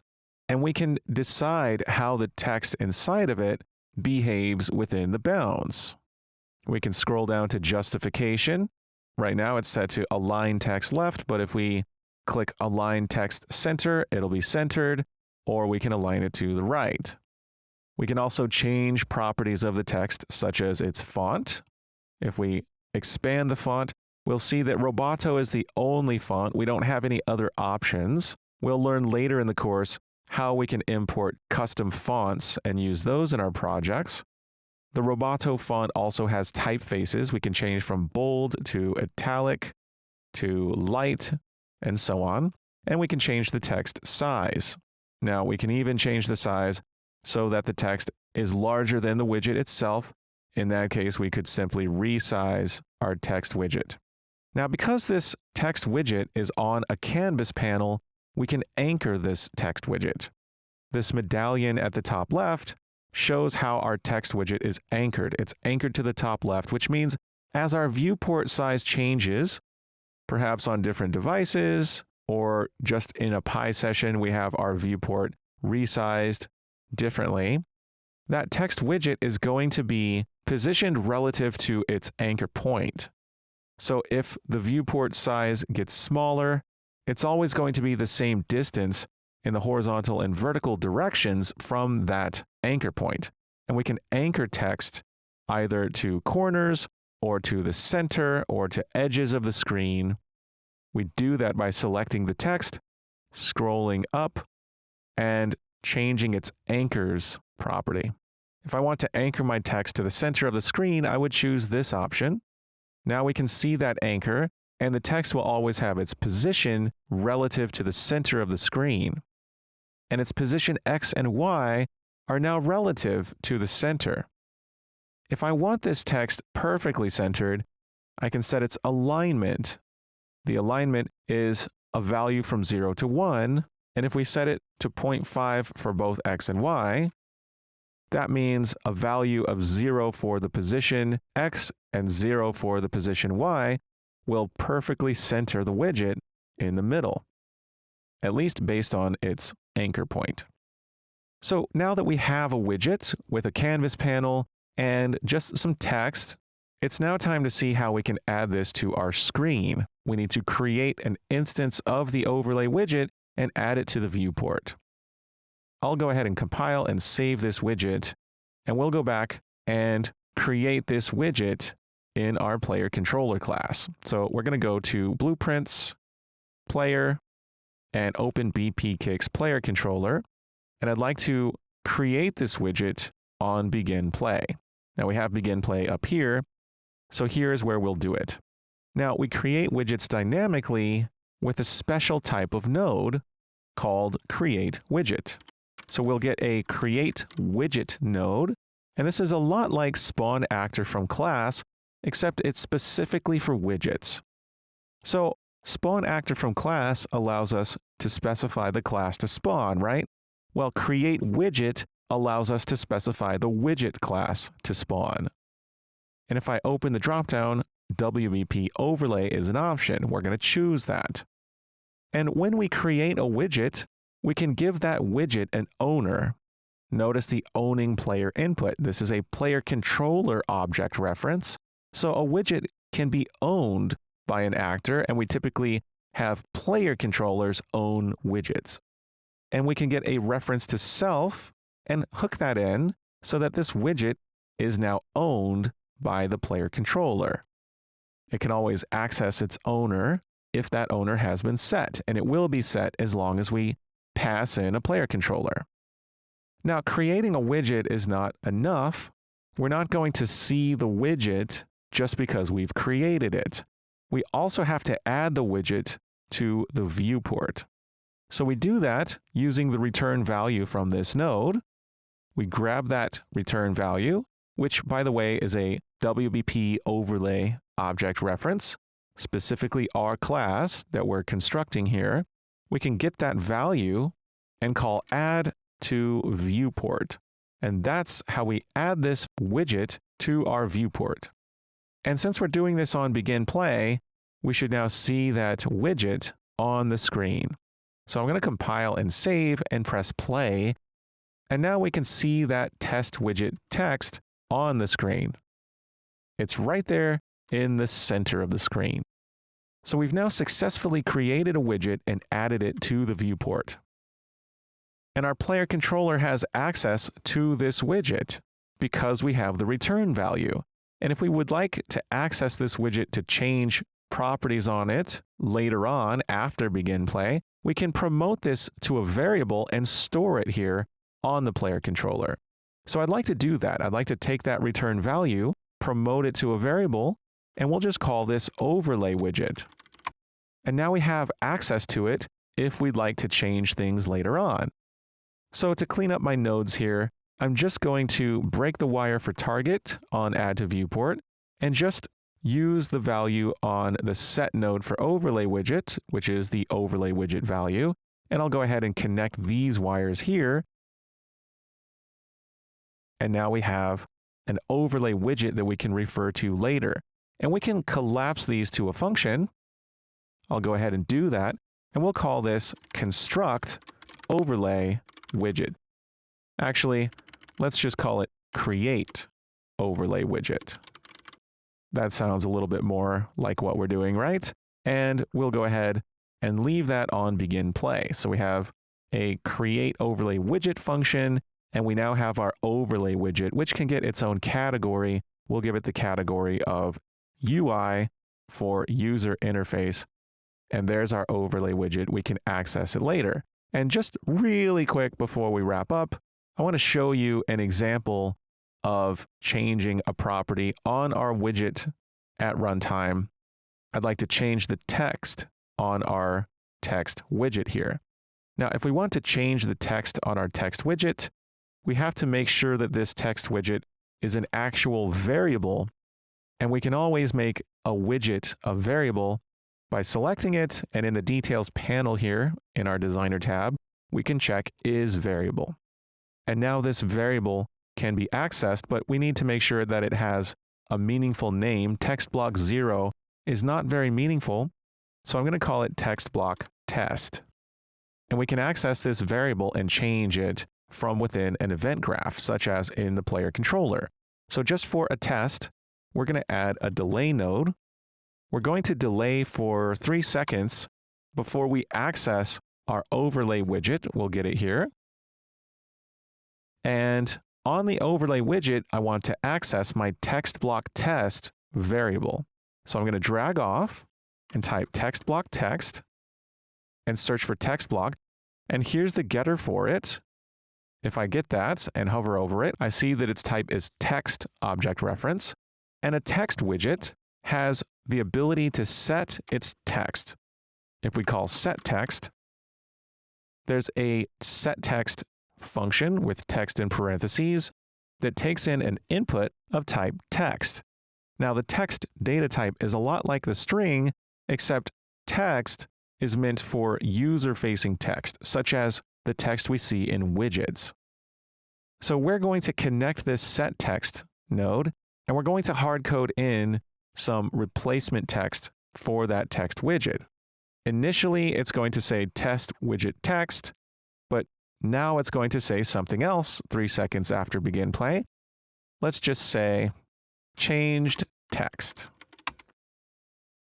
So we can test this by playing the game and waiting for 3 seconds. Let's see what happens.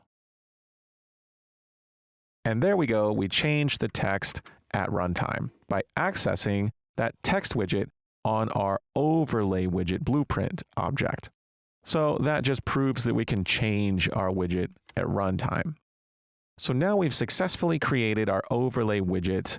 We don't need this test text. That was just to show that we can add a widget to our canvas panel. We'll soon remove that, but in the next video, we're going to add something a little bit more exciting than text. We're going to add a progress bar so that we can see how much fuel our Kix character has. Excellent job, and I'll see you in the next video.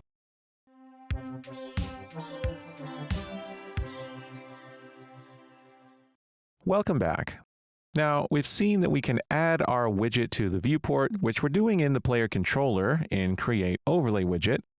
And we're storing the overlay widget as a variable so that we can access it and change things on it later. And we proved that we could do that by changing the text on our test widget text block. Well, In this video, we're going to add a new type of widget to the top left of our canvas panel. I'd like to add a progress bar. Progress bars are great for things like health bars, or in our case, a fuel bar. So let's drag a progress bar straight onto our canvas panel. And notice that it pops up on the canvas panel in our hierarchy just under the text block, which I don't really need the text block anymore, so I'm going to select it and delete it with the delete key.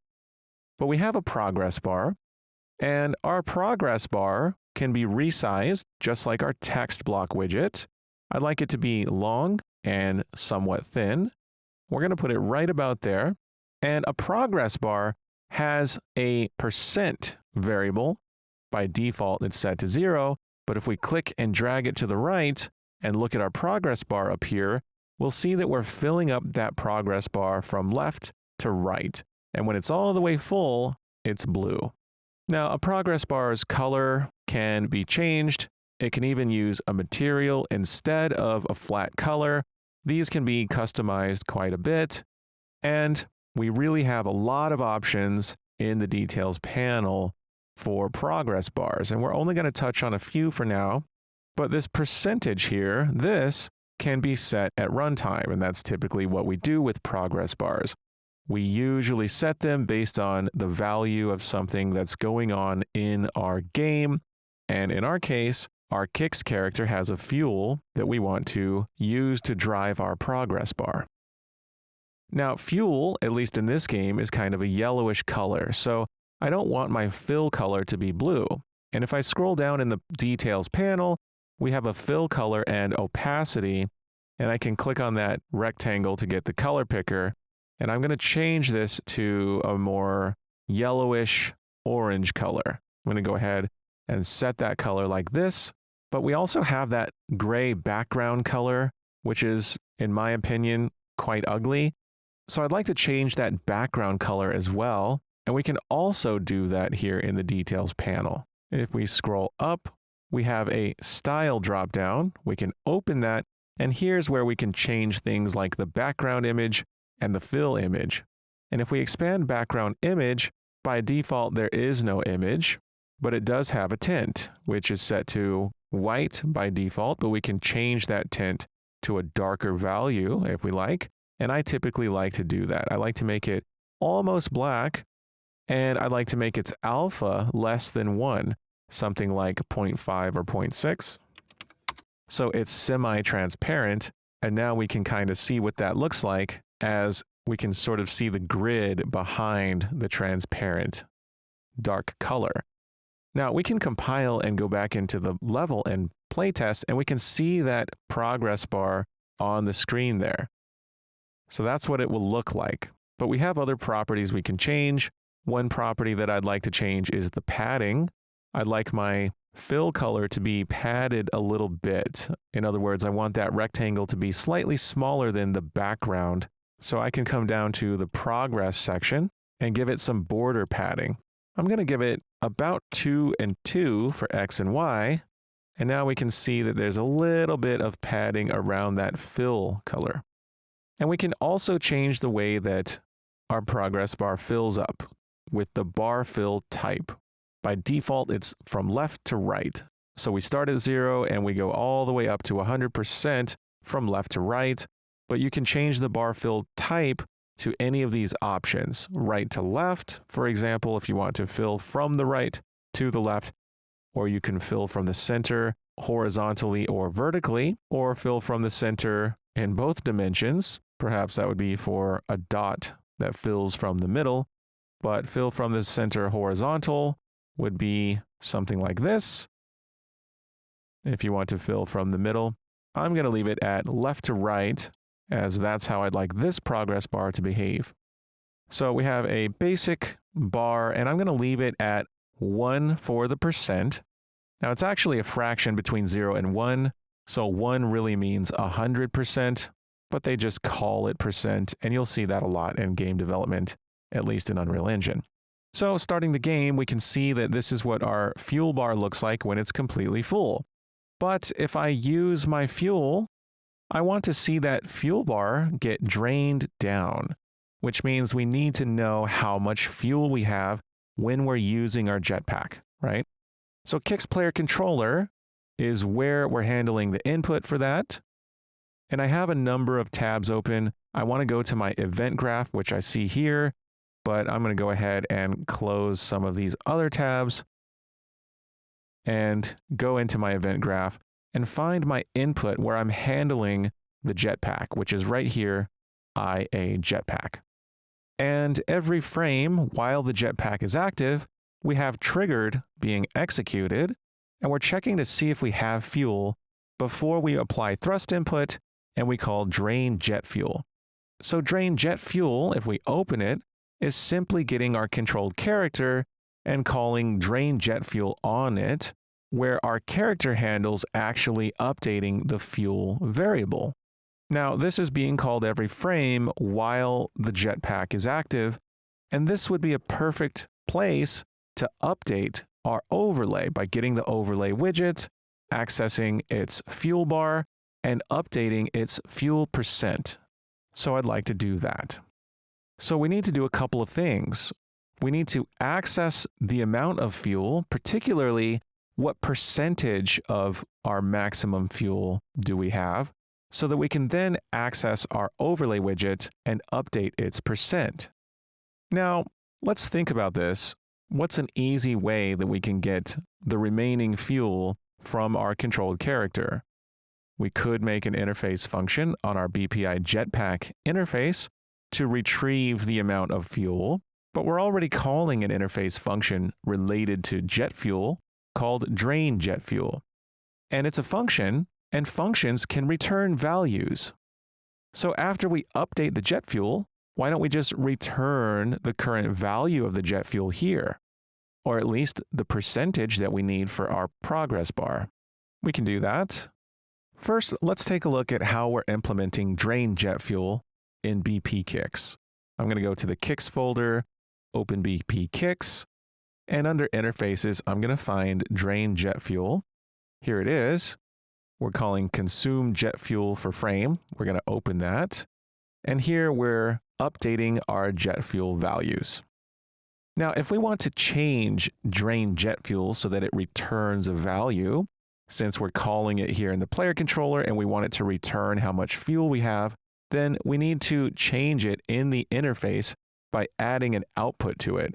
And as soon as we do that, it's going to change right here in BP Kix. It's no longer going to be an event, but it's going to be an actual function. So we need to be aware of that. Let's see how that happens by going into our interfaces folder, into BPI jetpack, and let's go to drain jet fuel, and let's change it. We're going to change the function to have an output. I'm going to add that output and change its type to float, and I'm just going to call this current fuel percent. So we can calculate the percentage here and return it from this drain jet fuel function. I'm going to compile and save. And if we go back to BP Kix, we now get a warning, and this custom event has even been renamed because now drain jet fuel has an output, so it can't be a custom event anymore. We actually have to remove this. And now we have to implement the function as a function and not an event. So here it is under interfaces. We'll go to it by double-clicking it. And here is where we can call what we were calling before, which is call our consume jet fuel for frame function. So consume jet fuel for frame. Here it is. It's in our category jet fuel. That's why we can't see it under functions, but if we expand jet fuel, we'll see it there. This is our function where we're consuming the jet fuel. We're taking our jet fuel, subtracting the jet fuel drain rate, scaled by world delta seconds, and we're clamping the value between 0 and max jet fuel, and setting our jet fuel value. So now in our blueprint interface function implementation, we can simply call consume jet fuel for frame, but now this function returns the current fuel percent. So I'd like to calculate that and return it here. And I can calculate the fuel percentage by finding my jet fuel and dividing it by max jet fuel. Now, the naive approach here would be to drag off and type slash and get a divide node, and hook that up and pass that in. But the problem with this is if max jet fuel ever became 0 for some reason, we would be dividing by 0, and that would be an error. So rather than simply dividing this value, we can make use of a math utility called safedivide. And what safedivide will do is divide A by B and return the result of this division, except if max jet fuel, the B value, is ever 0, then safedivide will simply return 0 instead of trying to divide by 0, which is not mathematically something we can do. So now we have a way to get the fuel percentage by dividing jet fuel by max jet fuel. Be careful not to get this backwards.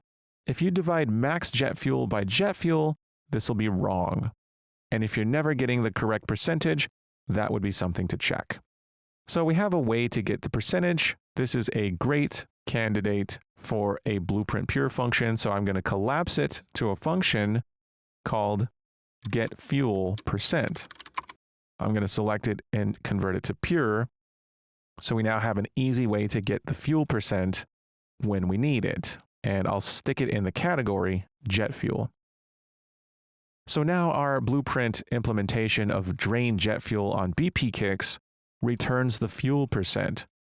This is great, so I'm going to compile and save and go back to bpkix player controller and see that calling drain jet fuel here now allows us to access the current fuel percent.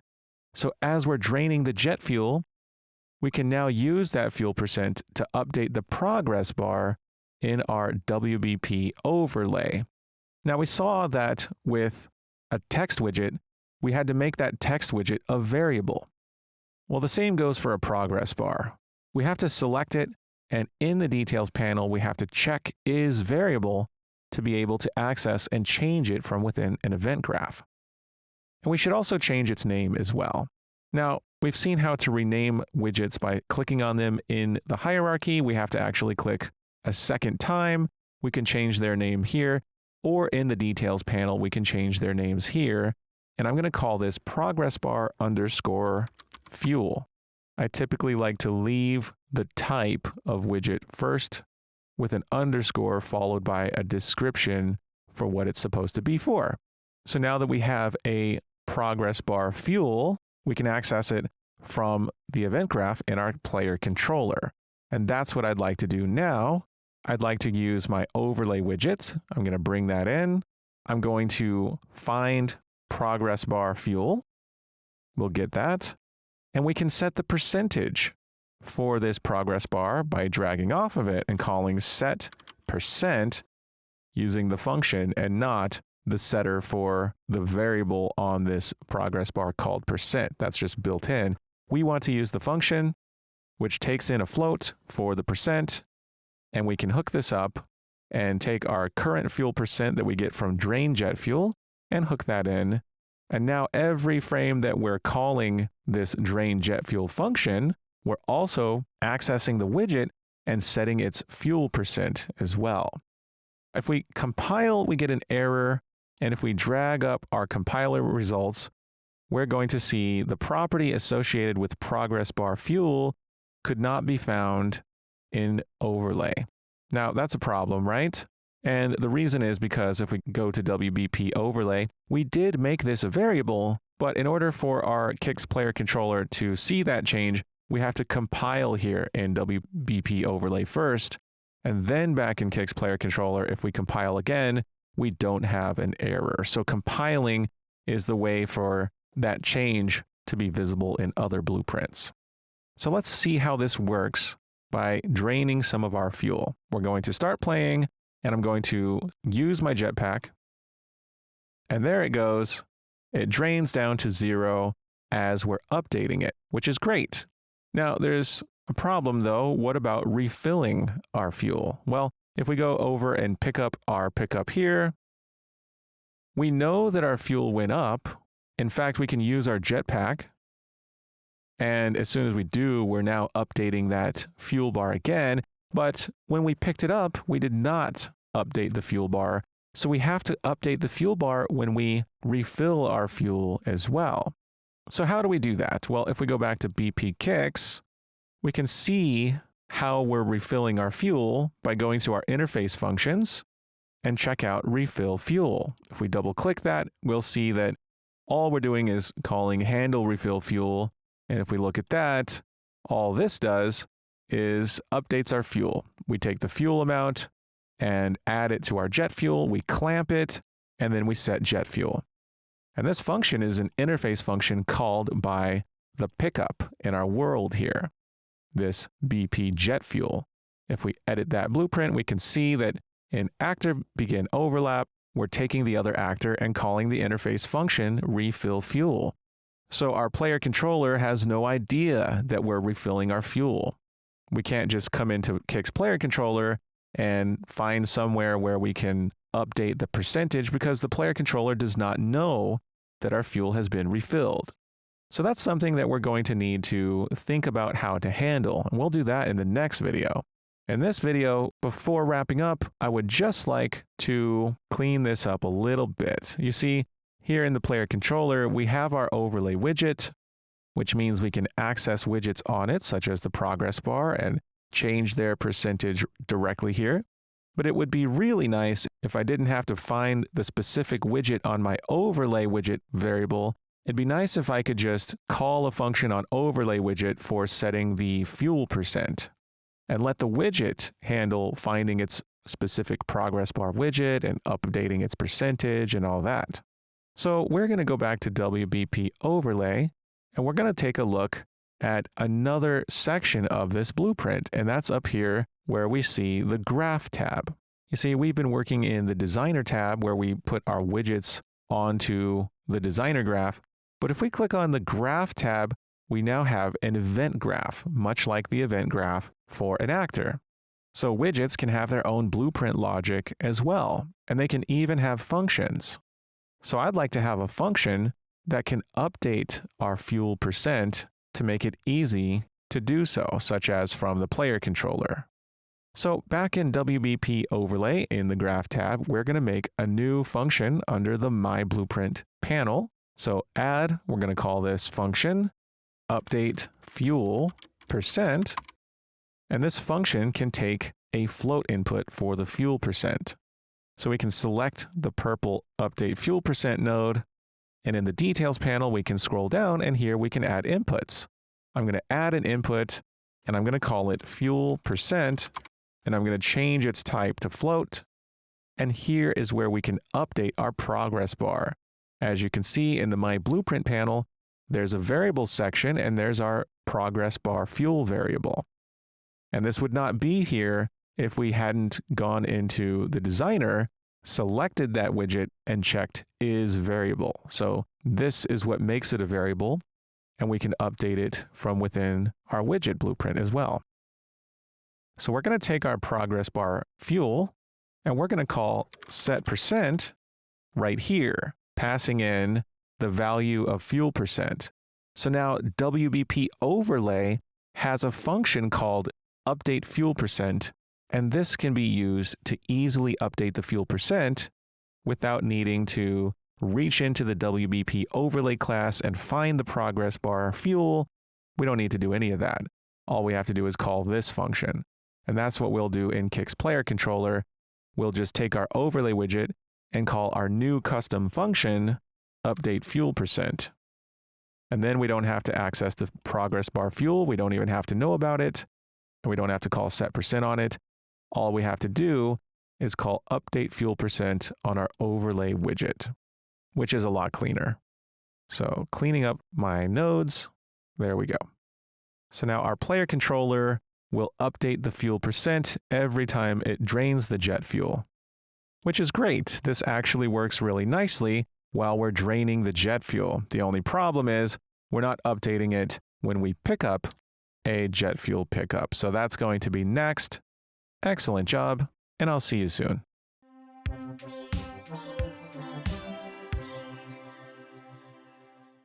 Let's take a moment to discuss the concept of class dependencies. This is a concept related to coding practices. And even though we're using Blueprint and not a programming language such as C++, We're still creating software, and we should still use good coding practices. In an object-oriented software program such as ours, we have objects, each of which have their own class data types. And inside each of these classes, we have dependencies on other class data types. Whenever we use a specific type inside of one of our classes, we say that our class now has a dependency on that type that we used.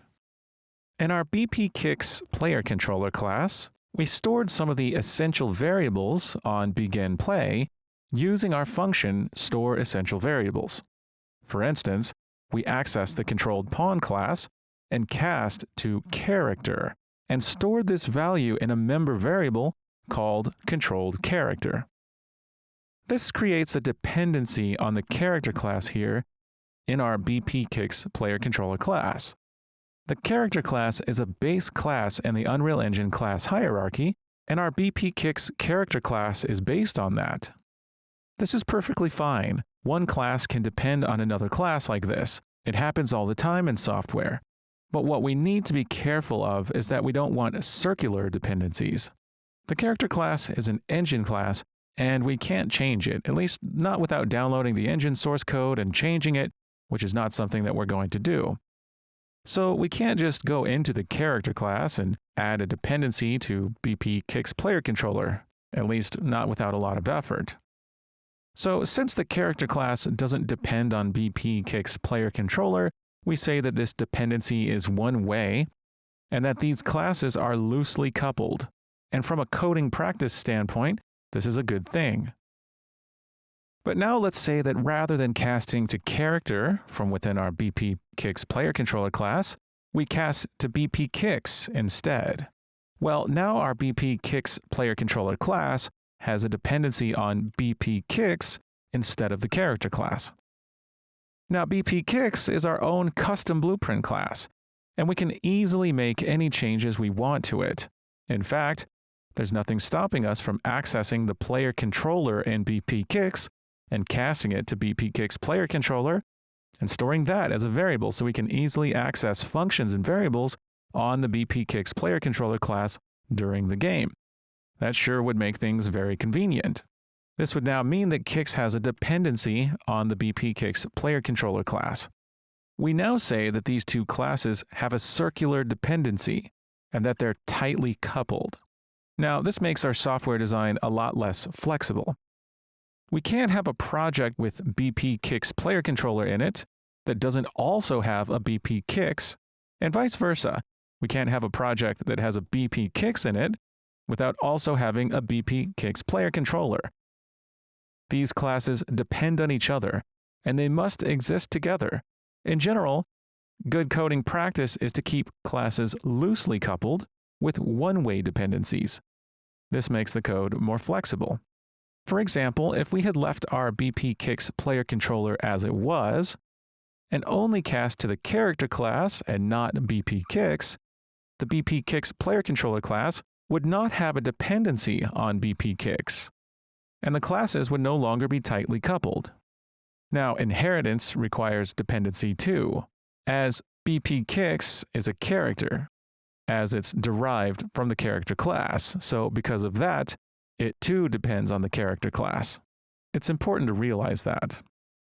But notice how these dependencies are one way. Character is completely independent of these two, and can be used in other Unreal Engine projects that don't even know about BPKix or BPKix player controller.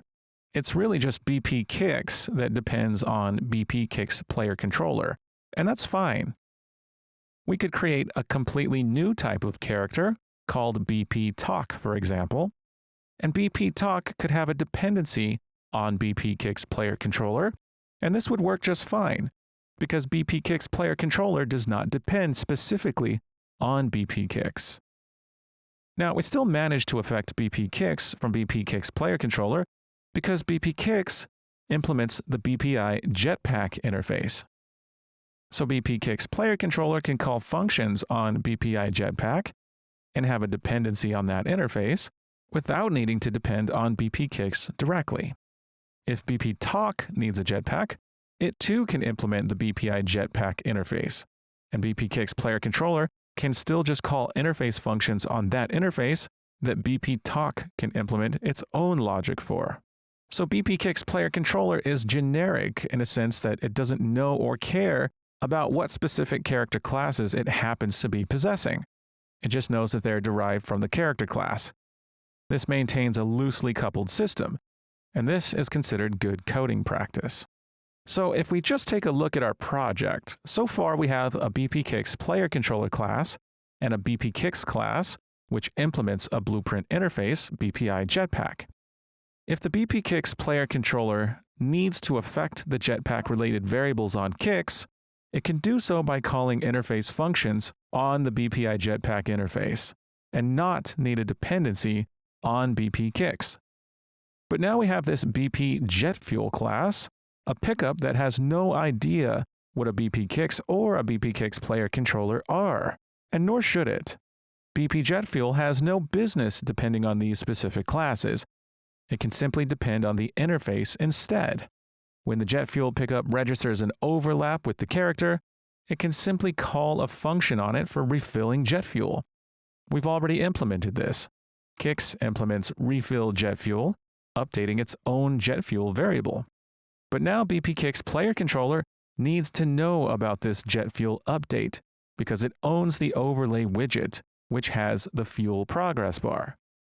So we can simply let Kix have a dependency on BPKIX player controller to let it know that the jet fuel amount has now changed, and we need to update the WBP overlay widget. Now, you might be thinking that this is an awful lot of work just to keep this system loosely coupled. This whole thing would be easier if we just did away with BPI Jetpack and just let the BP Jet Fuel class directly depend on Kix by simply casting the overlapped actor to BPKIX in its overlap event and accessing variables directly on Kix. Or letting BPKIX and BP player controller have references to each other. Or even let BPKIX reference the overlay class directly. You see this type of thing in beginner's code all the time, because it just seems like the natural thing to do, but it restricts our design and makes it rigid and brittle. If BP Jet Fuel has to cast to BPKIX, what happens when we add a new character, such as BPTalk? Well, if Jet Fuel now overlaps with a talk character, this cast to BPKIX would fail. And if the cast fails, now we must do another cast to BPTalk. This means when we make a new character, we now have to go into our Jet Fuel class and change its code every time. But with interfaces, a new character requires no such change in our Jet Fuel code. We still just call the interface function, and it's up to the new character class to implement it how it sees fit. So the tendency to manage our dependencies is good practice from a coding standpoint. Later on, we'll talk about the consequences of casting to class types from a performance standpoint. But for now, it's enough to know about class dependencies and how we should try to keep them one way like this. So now we're ready to take care of the problem we mentioned in the previous video. When we overlap with a jet fuel pickup, we refill the jet fuel on BPKIX. Now we must update our fuel progress bar, so BPKIX needs a reference to the BPKIX player controller to tell it to update the overlay widget. And we'll do that in the next video.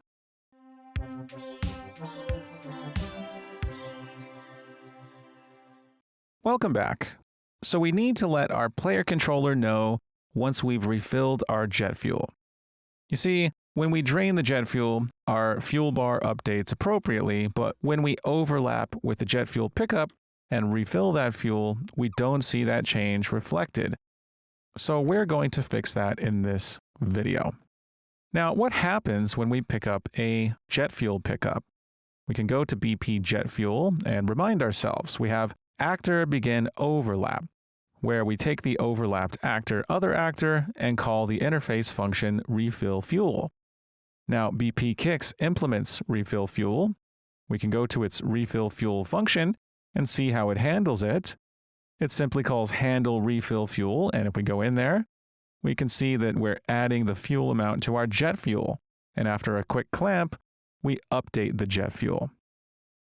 So as soon as this fuel gets updated, we need to inform the player controller that the fuel has been updated.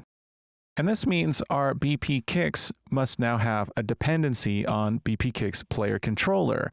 We need to have a reference to it.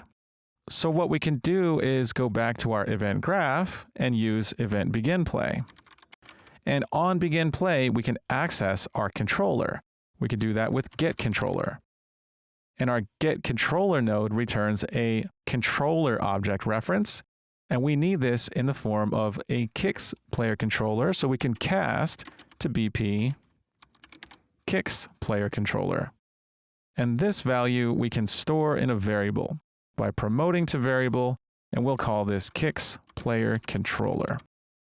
Now, I'd like to condense this into a function to store essential variables for Kix.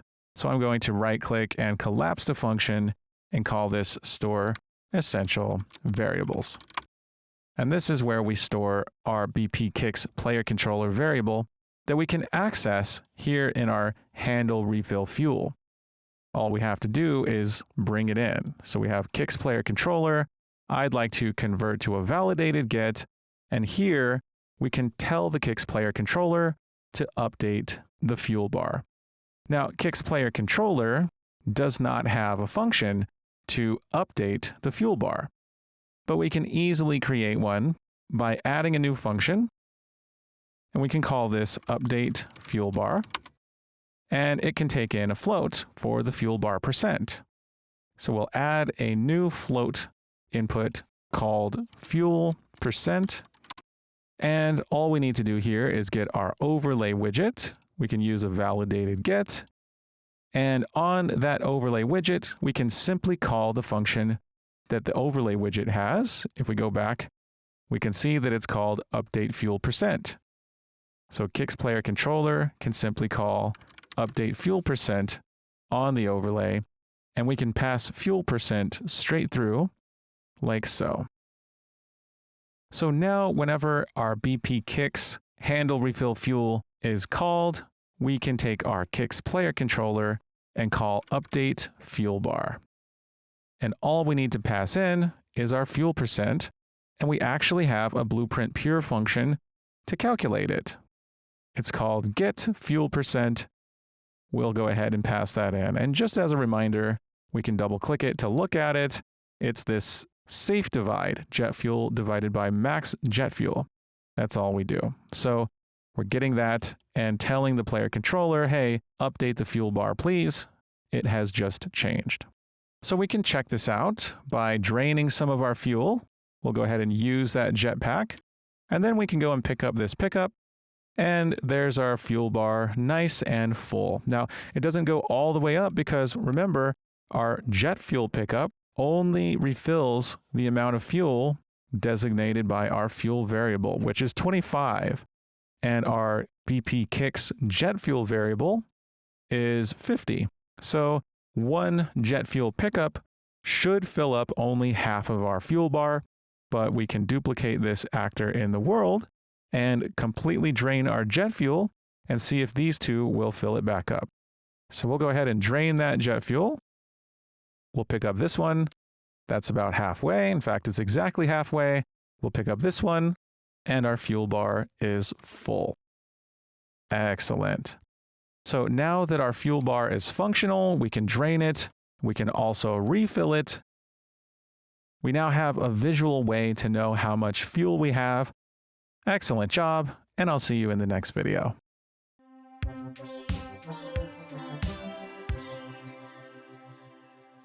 Welcome back. Now we're updating our jet fuel progress bar, and that's great. Now, we did have to cast to our BPKix player controller from within BPKix. We did this in Begin Play. I'm going to go ahead and close some of my tabs to get things under control, and I closed my event graph, so I'm going to get that back right here by double-clicking, and I'm going to remind us in Begin Play that we called store essential variables, in which we got our controller and cast to BPKix player controller. Now, this whole business of casting is subject of lots of hot debate.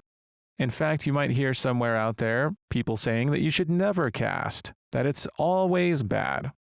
Now, usually when someone says to never use an engine utility, that's generally an indicator that they don't quite understand that engine utility, and we should always seek to understand the things that we decide to use or not use. So if people say casting is bad and that you should avoid it, you should understand why casting is bad and in what circumstances. So what does cast do under the hood?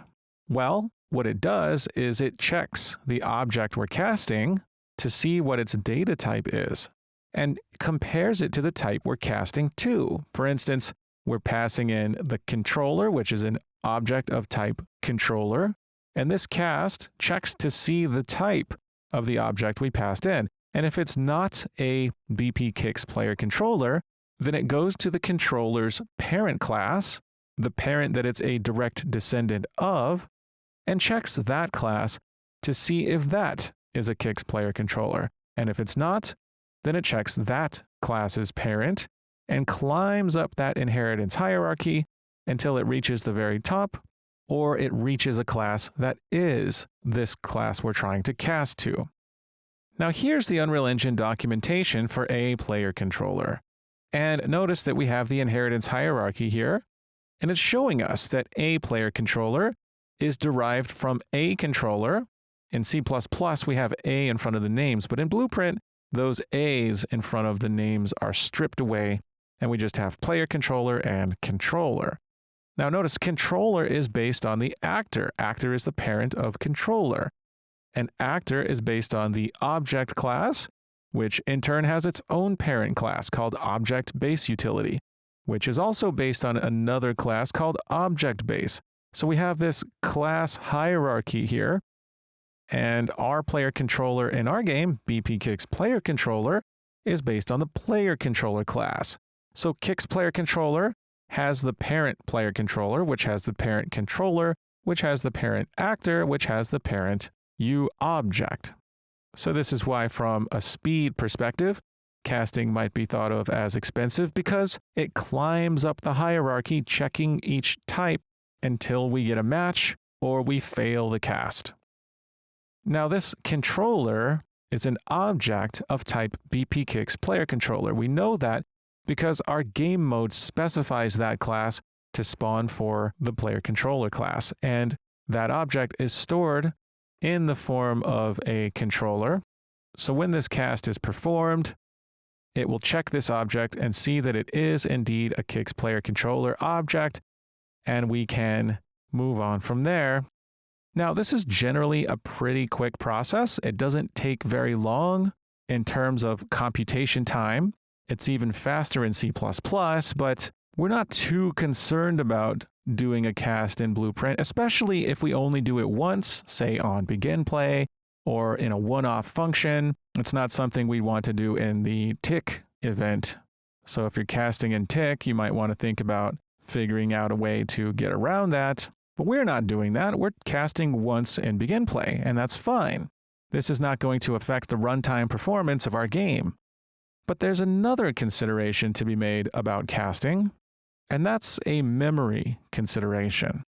You see, any dependency that we have in our blueprint increases the size of the object that our blueprint is the class for. For instance, BPKix now depends on BPKix player controller. And when we cast, we create what's called a hard reference. We now have a hard reference here to the Kix player controller class, and this increases the size of Kix because when Kix is loaded in memory, the player controller is also loaded in memory. Now, in the case of the player controller, it's already going to be loaded in memory anyway, but this is an example of a hard reference, and it does increase the size for Kix. And we can see that by going to our Kix blueprint, BPKix, right-clicking on it, and selecting Size Map. Now, the size map shows us not only BPKix and how big it is, but it shows us a map of the assets that BPKix references, which are contributing to BPKix being so large. Now, we see the size to display, but if we change this to memory size, this is the memory in the game. The pop-up says memory size is only available for editor data, But anyway, we can see that bpkix, when we set this to memory size, takes up 15.9 megabytes. And we can see how much of that is taken up by the various assets. Most of them are the skeletal mesh, which has to be loaded if Kix is loaded, right? We need to see Kix. We also see that there's the Niagara system, the animation blueprint. By the way, I'm hovering over these and scrolling my mouse wheel up once to expand them. But we also see bpkix player controller here, and it has a size of 96 kilobytes that we've increased bpkix by. It's not a lot, which is why casting to it is not a huge deal in this case. But let's just say we did not follow good coding practice and our jet fuel class, rather than using an interface, let's say jet fuel, performed a cast to bpkix in its actor begin overlap. So if it took other actor and instead did a cast to bpkix, for example. Now, if I compile and save this, even if I'm not using this bpkix node, this cast node here, just existing in BP Jet Fuel, has increased the size of BP Jet Fuel. If I go to my pickups folder and right-click on BP Jet Fuel and look at its size map, I see that it's 97 megabytes. And part of that is the bpkix reference. We can see it in green here. It's 15.9 megabytes, as we know. We see that an even larger problem are the material instances referencing large textures, but that's another story. We got this from StackoBot, so we could take our gripes with the file sizes of these textures to the creators of StackoBot. But BP Jet Fuel doesn't need to be 97 megabytes. These almost 16 megabytes from bpkix are unnecessary, but they're here because of the cast. If I delete that, compile and save, and look at my size map one more time, well, it's now only 81.4 megabytes because we're not casting to bpkix. So using our interface in this case is good practice because jet fuel doesn't have a hard reference to Kix. It doesn't need one. So that's one reason why we would want to avoid casting. But if Kix needs the player controller, it needs the player controller. It needs to cast to it. So we're going to have a hard reference to it. But what if Kix player controller gets larger? What if we add a variable to it and we set its type to static mesh? We make that an object reference. We compile and we add the static mesh jet fuel to it. So now bpkix player controller is larger. Well, now if we go to our Kix blueprint and check out its size map, it's now a great deal larger because it's referencing Kix player controller, which is also larger now thanks to static mesh jet fuel. This is an expensive asset, right? bpkix doesn't have to be 96.9 megabytes. If we go back to our Kix player controller and we set this static mesh jet fuel to none by opening the dropdown and clearing it, compile and save that. Now we'll see that bpkix, if we look at the size map, is back down to 15.9 megabytes. So Kix player controller, simply having a hard reference to static mesh jet fuel, not only made Kix player controller bigger, it made bpkix larger as well. Now we're going to be removing that variable. This is just for demonstration purposes. We don't need a static mesh jet fuel on Kix player controller. But if we did have a big asset like this on Kix player controller, then what do we do for Kix? Kix doesn't need to be larger. It doesn't need a hard reference to the jet fuel static mesh. Well, we know one way to avoid this cast and this hard reference. We could create an interface, and Kix player controller could implement it, and we could simply use the interface rather than casting to the player controller. That's one option. Another option is to have Kix player controller be based on a parent class that has no assets on it, an empty parent class. Let's see how that works.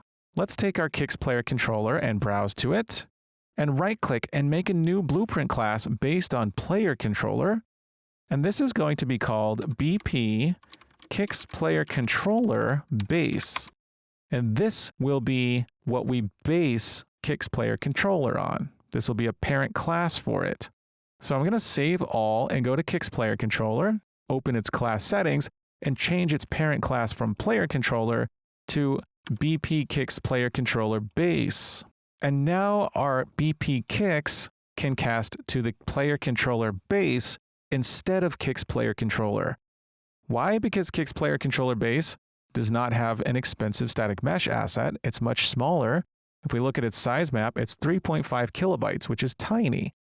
So in BP Kix, instead of Kix Player Controller, we're going to now cast to BP Kix Player Controller Base, and we're going to store this as a variable instead. We'll promote it to a variable called Kix Player Controller Base. And we're not going to store Kix Player Controller. We're only going to store the parent class, which is cheaper. Now, if we compile, we're going to need to make a fix to our handle refill jet fuel function. If we go into that function, we'll see that we're calling a function on Kix Player Controller, but we're now no longer setting that. This will not be valid, so it'll never be called. We now only have the parent class, which does not have an update fuel bar function. But what we can do is add an update fuel bar function to the parent class. So I'm going to go to Kix Player Controller Base, and we're going to add a new function here called, we'll just call this fuel update to give it a different name, and give it an input of type float called fuel%. And this function isn't going to do anything here in Kix Player Controller. It's kind of like an interface. There's no implementation here. We're going to override its implementation in its child class, Kix Player Controller. We're basically going to take update fuel bar and do what we're doing here in the function that we inherit called fuel update. So here's how we override a function. We go to the functions, click the drop down for override, and we find the function. Here it is, fuel update. We see that we've inherited it from BP Kix Player Controller Base. We're going to implement it here. Now, this is a call to the parent version, which does nothing. We could delete it and be safe to know that we're not missing out on anything, but I'm not going to delete it. I'm just going to leave it there. And what we're going to do is what we were doing before in update fuel bar. We're going to take these nodes from update fuel bar.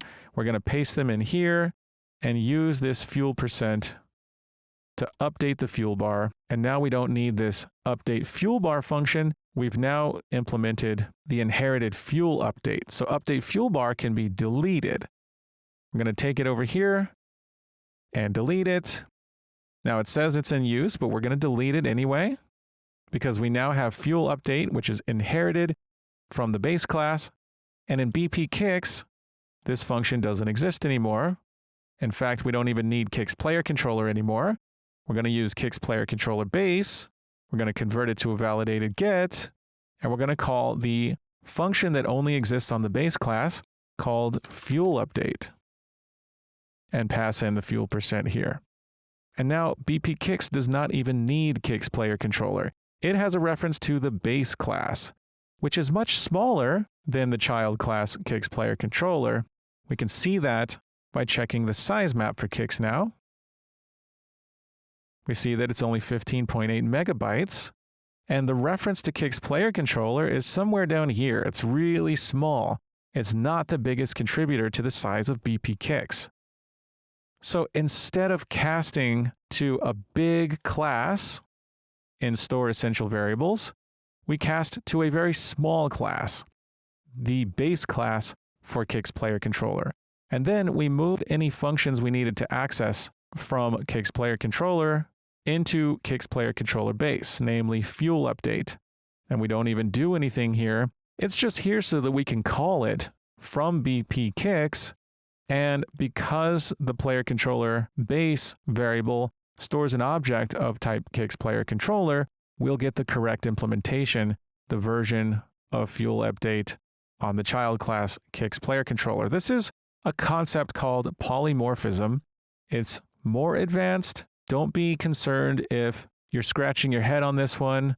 You may need to watch this video again sometime in the future, but really just think about it this way. We're using Kix Player Controller Base just like an interface. Kix Player Controller inherits from Kix Player Controller base. Therefore, it inherits the fuel update function and provides its own implementation of it, just like you would for an interface. And then in BP Kix, we have a reference to the base class. And because we have a reference to the base class, we can then call functions on the base class like fuel update, and we will get the functionality for fuel update that we've implemented in Kix Player Controller. If you don't believe me, let's go back and spin some fuel and then pick up a fuel pickup, and we'll see that we get our fuel refilled. So the result of this is that BP Kix now doesn't have to be larger just because it has a reference to the player controller, a hard reference created by casting. It has a hard reference to the player controller's base class, which is much smaller. It's void of big assets. So that's one thing we can do to use casting effectively. So you don't have to just avoid it, but you have to cast smartly and be aware of the file sizes. Now, Kix Player Controller does not need this new variable we called newvar, the static mesh, which is a reference to the static mesh jet fuel. So I'm going to go ahead and remove that. And now we don't have such a large asset. In the next video, we'll talk a little bit more about these hard references and these size maps and how, looking at the size map, we can see that there are assets here making this particular blueprint larger in memory once it's loaded, and things we can do to mitigate that. So excellent job. I'll see you in the next video.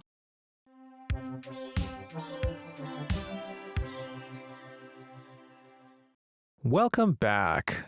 While we're still on the topic of performance, I'd like to bring your attention back to the size map that we looked at in the previous video. For instance, if we take BP Kix and right-click on it and choose Size Map, then we get to see the assets that are blueprint references and how big our overall blueprint will be in memory according to the memory size. We see 15.8 megabytes.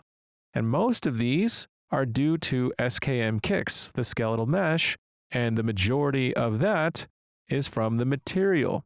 And as we can see, based on the size of the squares here, that the majority of the memory taken up by the material is due to these textures being used. Now, these textures exist in the assets folder next to the material. We created this material asset. We can go into Assets, Kix, Materials, and we can see these textures here. Now, let's double click one of them. The TKixD, this is diffusion, that base color. And as we can see in the details, that its size is 2048 by 2048. In other words, this is a 4K texture. So that's why it takes up so much memory. And we have several textures here used by this material. We have the emissive color, which is mostly black. We have some color on there, but this is also a 4K texture. We have the normal map, which is also a 4K texture. And we have the ambient occlusion roughness metallic map. Remember, this has information in 3 separate channels, and we're using the grayscale values of each of those channels for different things in the material. Now, 4K textures look really solid. They look pretty great. If I start playing, we can see that Kix looks vibrant, looks detailed.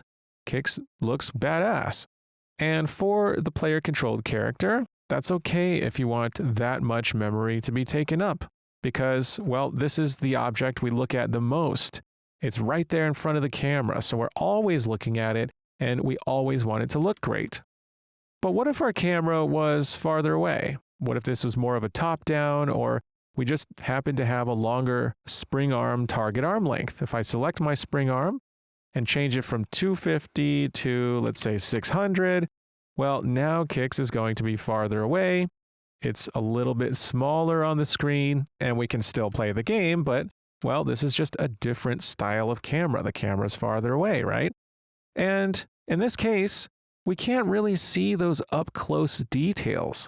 In other words, we don't really need 4K textures in this situation. Now, if we don't really need 4K textures, but our textures are 4K, something we can do to save on memory is we can compress the textures. You see, if we open our T-Kix-D, which is 2048 by 2048, we can search in our search bar for compression. And we have a maximum texture size. And if we wanted to cut that size down, we can enter a value here. If it's 0, there is no maximum, and we'll just use that 4K texture. But if we use a smaller value, then we'll compress the textures and use a lower fidelity version of the textures. And we can see the impact of that on our material from a memory standpoint by taking a look at BPKix in the outliner and looking at its size map. So let's first take a look at our largest texture here, T-Kix-N, that's the normal map. Normal maps have more information packed within them. So the normal map is 5.6 megabytes. That's a third of Kix, almost. So what if we compress the normal map? What if we make it half as large?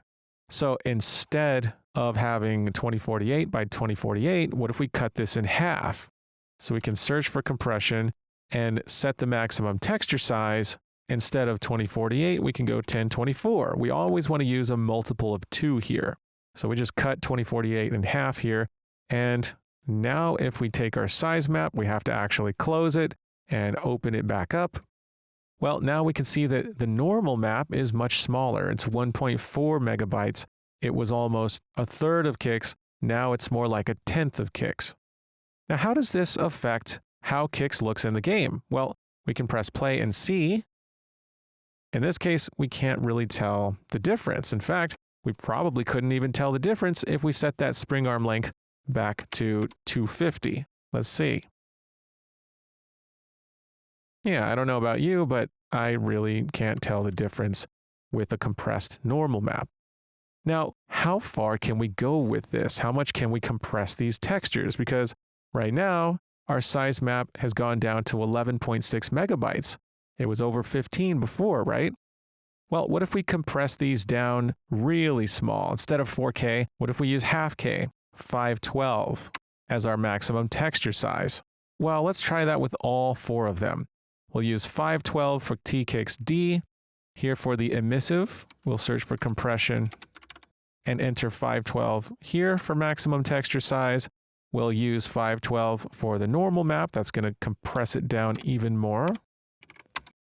And for T-Kix-ORM, we'll search for compression and set maximum texture size to 512 here. So I'm going to save all and play test and see what this looks like. Now in this case, I'm starting to see a difference. Look at Kix's hair. The hair is a little bit pixelated, and you can really see the difference if you eject and you zoom up close. You can really see that things are looking blurry and pixelated. They're not all that great looking anymore. But in a game where our target arm length is longer, like 600, well, that might not matter. Let's see how it looks like this. Well, with the camera farther away, Kix actually still looks pretty good. And if I hit F11 to full screen, we can really see what's going on. And Kix does actually look pretty good. We don't really need 4K textures in this case, do we? So this is one way to get that file size down quite a bit, especially if you really want your overall game size to go down. Compressing the textures is one of the ways to do that. And once your levels have a lot of things going on, you might start seeing warnings in the viewport that say that your texture streaming pool is over budget, and cutting down on the texture size is one way to improve upon that.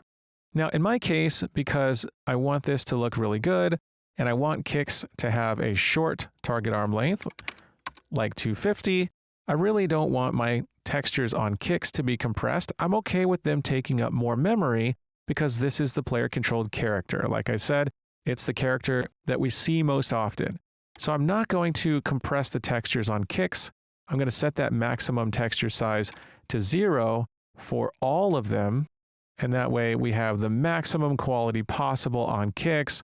But it's good to know about texture compression because there are cases where you'll still want to do it. For instance, take a look at our jet fuel pickup over here. The jet fuel pickup is not in front of the camera all the time. In fact, most of the time it's way out there in the distance. We don't really need it to be all that detailed. But if you'll recall, we took a look at our jet fuel size map before in the previous video.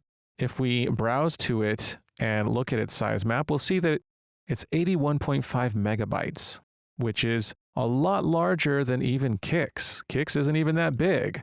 Remember, we looked at Kix's size map and it was 15.8 megabytes before we even did any compression of the textures. So this jet fuel is ginormous compared to Kix. 81.5 megabytes is kind of extreme. And we can see that these are mostly textured 2Ds. These are from the materials being used on that jet fuel static mesh. We're using actually multiple materials, and these are referencing these very large textures. And the truth is, we don't need that much detail for this pickup because it's not going to be seen up close in all that much detail. I mean, we don't have a reason for it to be so detailed. So how do we optimize the materials on this so our jet fuel is not such a big blueprint? Well, first of all, I'm going to close my textures for Kix, and I'm going to take a look at my material being used by this static mesh. In fact, there are 3 of them. We'll start with the first one, MI Jet Fuel. This is a material instance, and if I double click on it to open it up, we'll see that its parent material is actually mTileMaster. And if I browse to that, it's here in the StackoBot folder. It's called mTileMaster. And if you open that up, you'll see that really it doesn't look like much, but it's using what's called a material function, which can contain a lot of things inside of it. If we double click it, we see a lot of things, a lot of nodes. I'm going to go ahead and close that beast right down, but we know that TileMaster is the master material for this material instance. It's actually the material parent for this material instance. And I want to see if we can find some of those textures being referenced in our jet fuel's size map, right? If we take a look at the size map and keep this open, we'll see that we're looking at a couple of textures here that we could potentially compress down, like this wind texture. I want to find this wind. And if I look at these concentric rectangles surrounding it, I see that this wind texture is in MI Plastic, and I can see in BP Jet Fuel that MI Plastic is right here. And if I browse to MI Plastic and double click it, well, there's that mTileMaster as its parent. Again, everything goes back to mTileMaster for these 3 materials.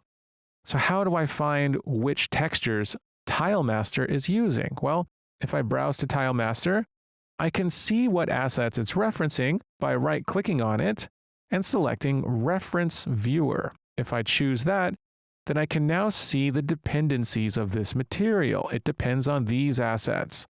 And in fact, we can see the material instances behind it that use it, that depend on TileMaster. So TileMaster has these dependencies, and look, I can see this texture 2D called Wind. Remember, that's the biggest thing here in jet fuel. It's 22.4 megabytes, and here it is as a dependency for TileMaster. Now I can find this by right-clicking on it and selecting Browse to Asset. That's going to open up my content browser to this wind texture. There it is. If I hover over it, I see under dimensions, it's 4K, 2048 by 2048. And this is in the StackoBot folder. It's not in the engine content. You typically don't want to change engine content in general.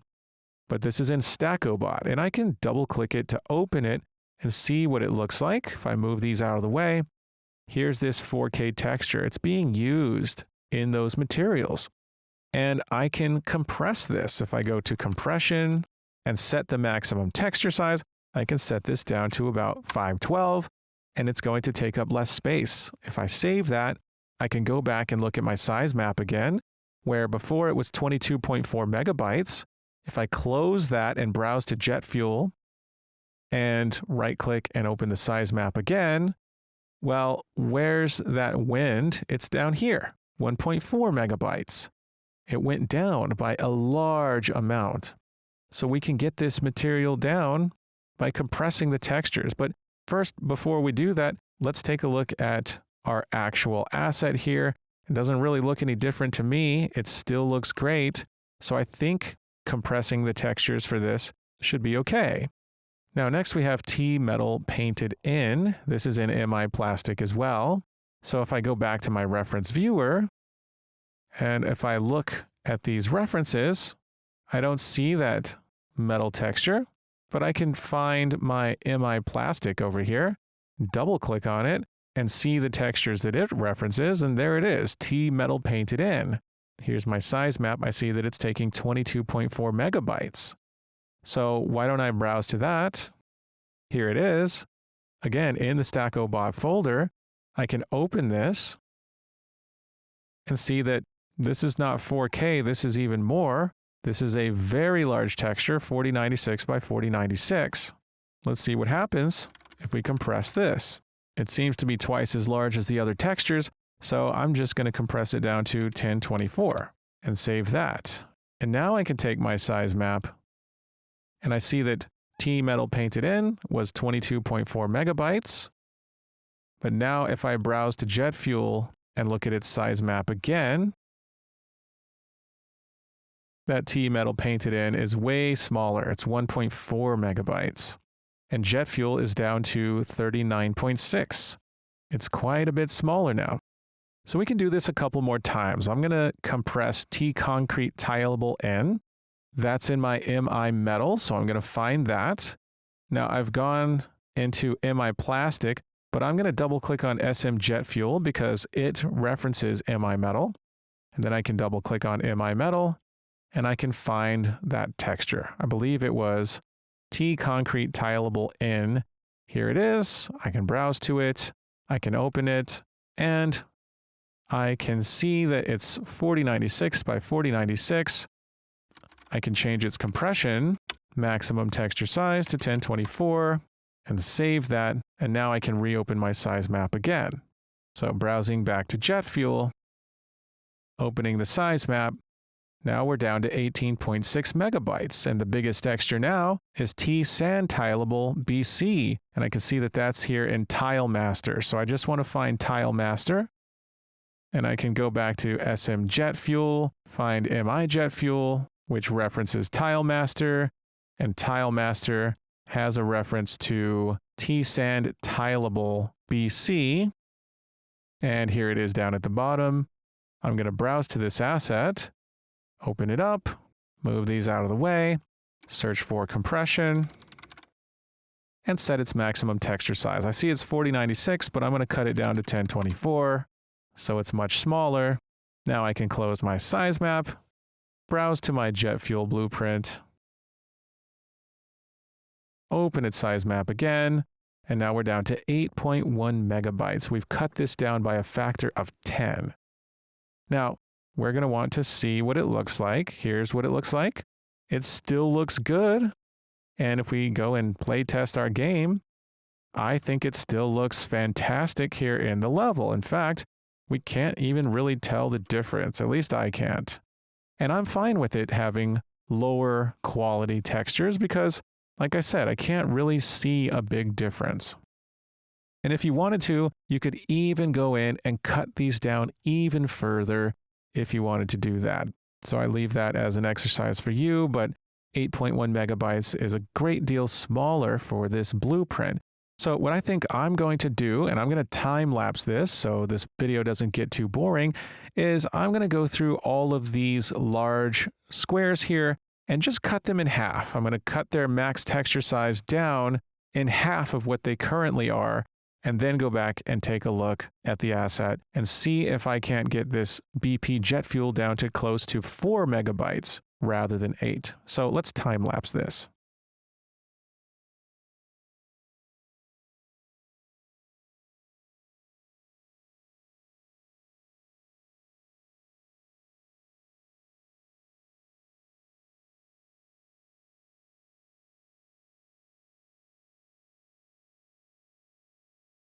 Okay, so I found this default diffuse, which happens to be an engine content, and that's not one I want to mess with. So I'm going to go ahead and leave this default diffuse alone. I'm going to skip that one and go to the next T-Sand Tileable.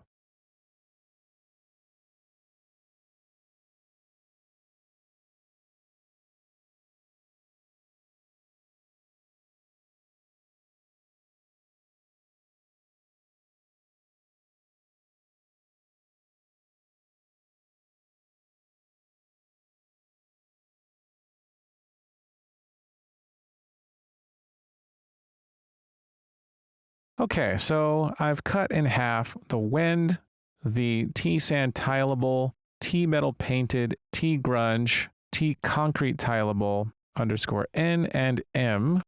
Actually, I didn't get the M yet, so I'm just going to really quickly do that.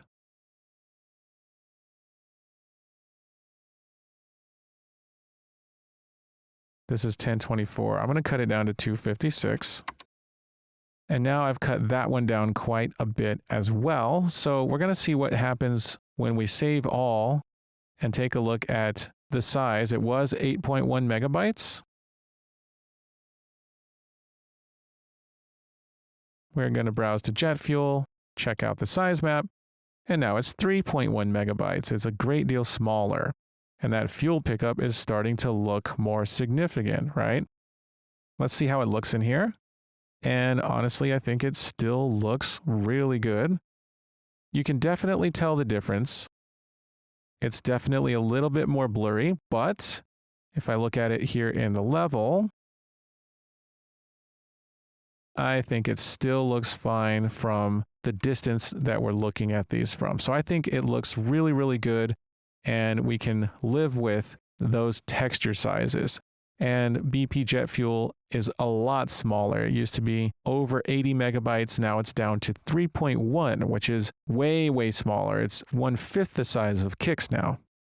Now, if we migrate assets over from StackObot, and those are using these textures, we have to keep in mind now that if those don't look detailed enough, we might have to go and remove those restrictions on the compression or alter the materials to use duplicates of these that have different levels of compression. But for now, this is looking great. In the next video, we are going to talk about what we can do about this size of the NS fuel pickup and see if we can't get that 3.1 megabytes down to closer to 2. So great job, and I'll see you soon.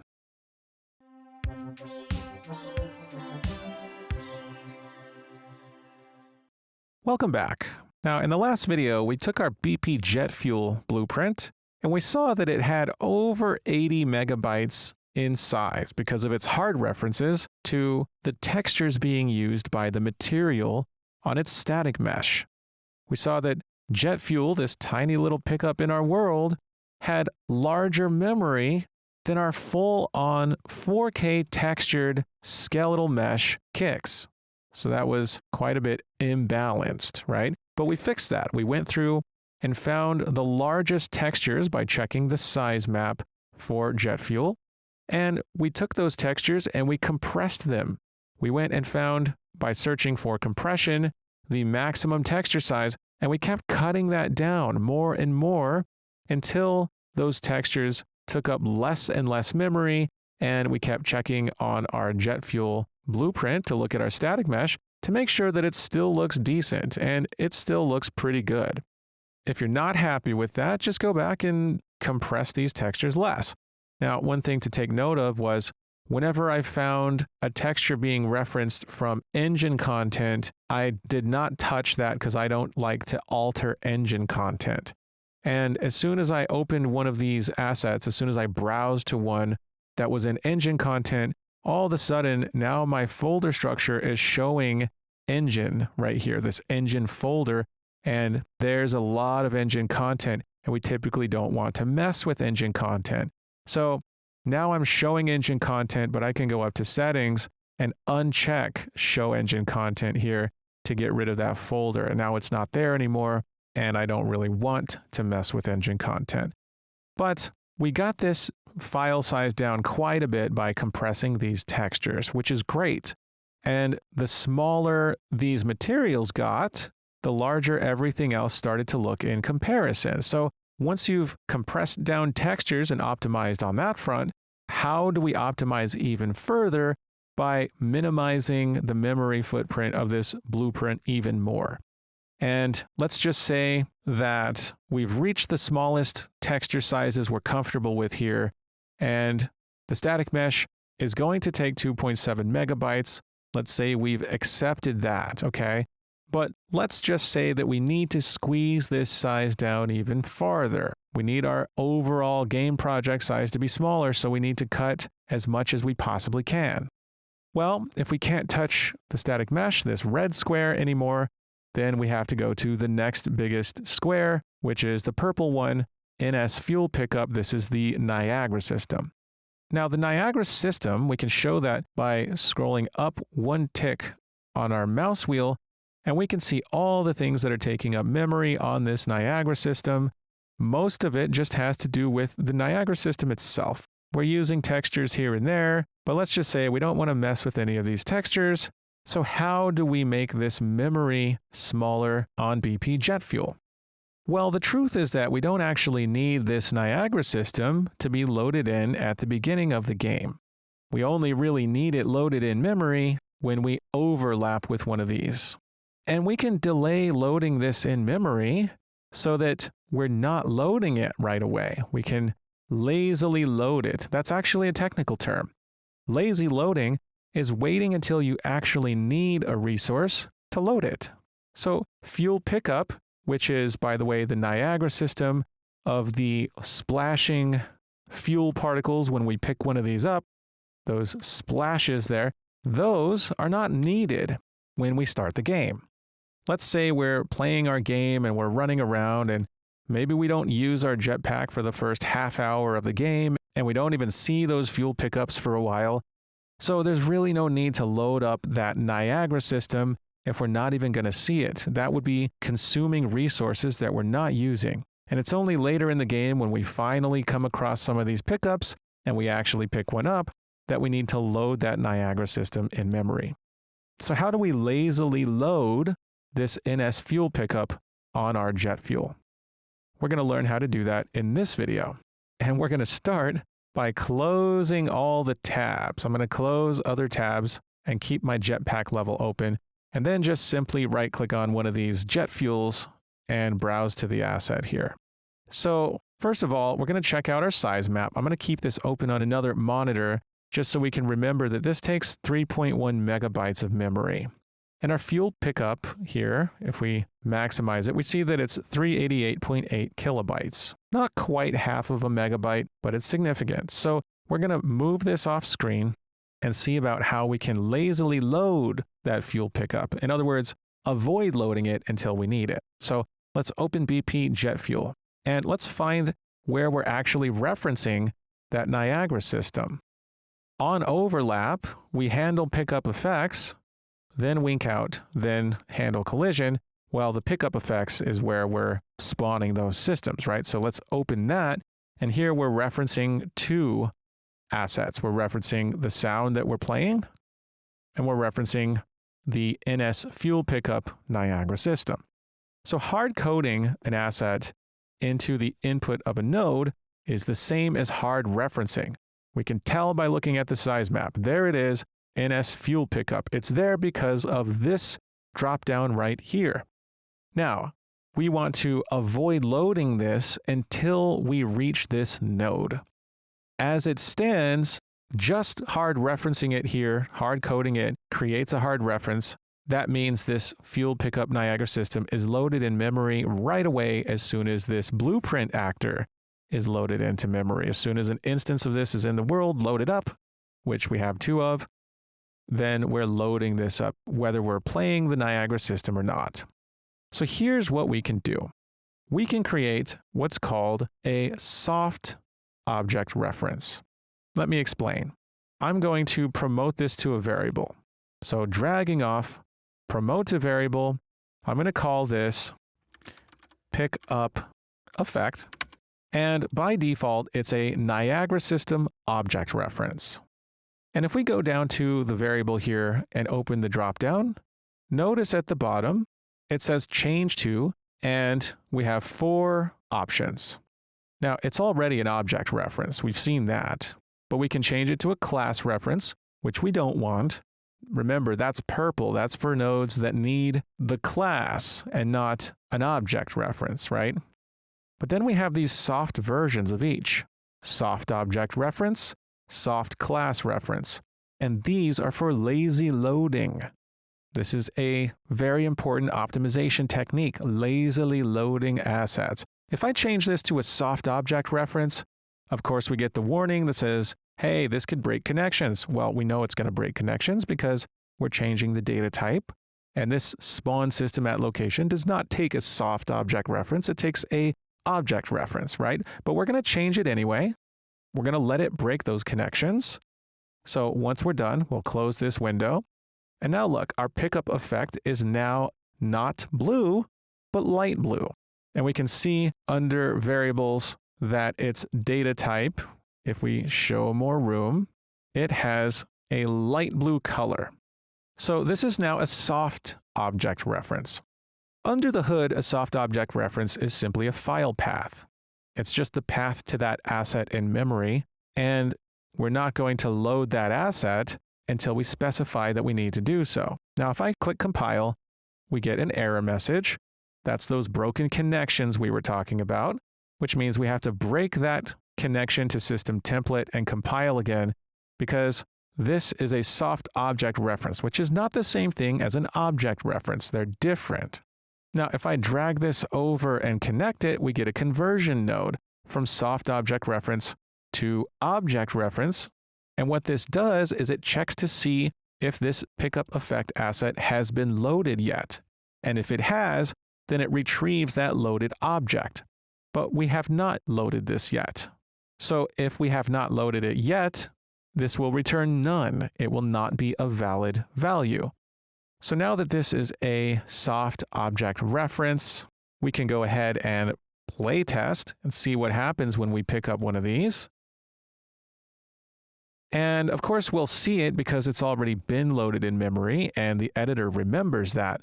But if we close down the editor and open it back up, let's see what happens then. I'm going to close it down first, and I'm going to open my project back up.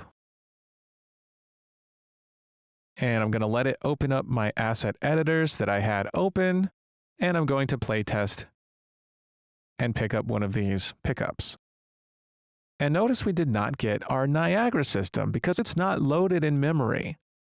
I'll try this one. Yep, still not loaded in memory.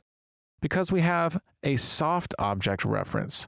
It's lazily loaded, and because we haven't manually loaded it yet, then this conversion node just returns an empty value. It's not valid at all. What we have to do is check to see if it's been loaded yet, and if it hasn't been, we need to load it. And there are two ways to load a soft object reference, so let's find out how to do that. Well, first I'm going to break these wires and move the spawn system node ahead a little bit. And we'll take this node, which will not be valid until we've loaded it. We're going to give it an isValid node. And that way we can check to see if it's been loaded yet or not. Now, the first time, it will not be valid. And that's when we need to load it. So one way to do so is to take our soft object reference, drag off and type load, and we get this function called load asset blocking. What does that do? It loads the asset. But it's called load asset blocking because this is what we call a blocking call. This will stop execution of everything else in the game temporarily until we finish what we're doing here, which is loading the asset. So the first time we load up the asset, this could cause a glitch in the game. And if something important is happening, we'll see a brief pause, a little bit of lag. It might not be dramatic enough for us to notice in this project, but what we can do is we can simply load the asset. Now, it returns an object reference to the object, which is not the data type that we can use with spawn system at location, but we can take pickup effect and drag it straight in and get that conversion node. So this is going to give us the Niagara system object reference. So what we'll do is we'll check pickup effect. If it's not valid, we'll hit this load asset blocking, which will stop the whole game for a brief moment while we load the asset, and then we'll spawn the system. And then the next time this gets called, pickup effect should be valid, at which point we can print a string and say already loaded, and we can do the same thing. We can spawn the system. So we can go back down to spawn system, and we can get the pickup effect without having to use load asset blocking. So now if we press play and we pick one of these up, We won't see that print string yet, but we will load it. Now, this was not expensive enough to cause a noticeable glitch in this game, but it did perform a blocking call. So there was a slight hitch, we just didn't notice it. But now that it's loaded in memory, if we go and pick up this pickup, well, we see already loaded. So we didn't have to call load asset blocking the second time because pickup effect was already loaded into memory. So that's one way to load assets, and it's typically only used when you know a hitch in the game is not going to affect anything. Maybe there's a loading widget on the screen that says loading assets with a little loading bar. You know, you could use load asset blocking in that case. But if this is during the game and it's crucial that you don't have any glitches or hitches in the game, you can use a different way to load assets. And that way is to load them asynchronously. Now, we can't do that from within a function. We have to do it from within the event graph, which means we need to make an event for doing this. So we're going to make a custom event, and we're going to call this load pickup effect. And we're going to load the pickup asynchronously. We do that by taking our pickup effect soft object reference, dragging off, and if we search for load here, we'll see this time, because we're in the event graph and not in a function, that we have another option, async load asset. It has a little clock on it. This is an asynchronous call. We can't call this in functions, just like the delay node or other nodes that we call latent nodes. These are things that start performing something and then have an execution pin that will execute once it's done doing that. This actually does the async loading of the asset on a separate thread. Interesting, right? Look up multi-threading if you're interested in parallel lines of execution, basically multiple bits of code running at the same time. We're going to load our asset in on a different thread, and once that loading is done, we have this completed wire that will be executed. Now, it's important to understand the difference between these two output execution pins. The top one is executed right away. As soon as we've reached this node, we'll continue with any logic we want to keep doing. That is going to execute right away, and our completed is going to execute sometime later, as soon as the loading of the asset has been done. And at that point, that's when it's safe to use the pickup effect. So once we've loaded the pickup effect, we can then use it. We can drag off of pickup effect. And if we want to get the actual object reference from the soft object reference, we can use resolve soft object reference. And this gives us that same conversion node that we've been using. After that, we can spawn that Niagara system, just like we're doing here in handle pickup. We can use spawn system at location. So I could copy these two nodes, go back out to my event graph, and paste them in. And in the completed case, I can call spawn system at location. It has to be completed. If we've connected this to the top pin, well, then this pickup effect will not necessarily have been loaded in memory yet by that point. But in completed, it has been loaded, and we can plug in that object reference here and spawn the system. So if we call load pickup effect, we might see a little bit of a delay from the time we hit this node to the time we hit this node, but it's not going to block the execution of the game thread, which means the game itself will keep going. There won't be any hitches or glitches. It's just this spawning the system that will be slightly delayed the very first time we load this asset in memory. Only the first time.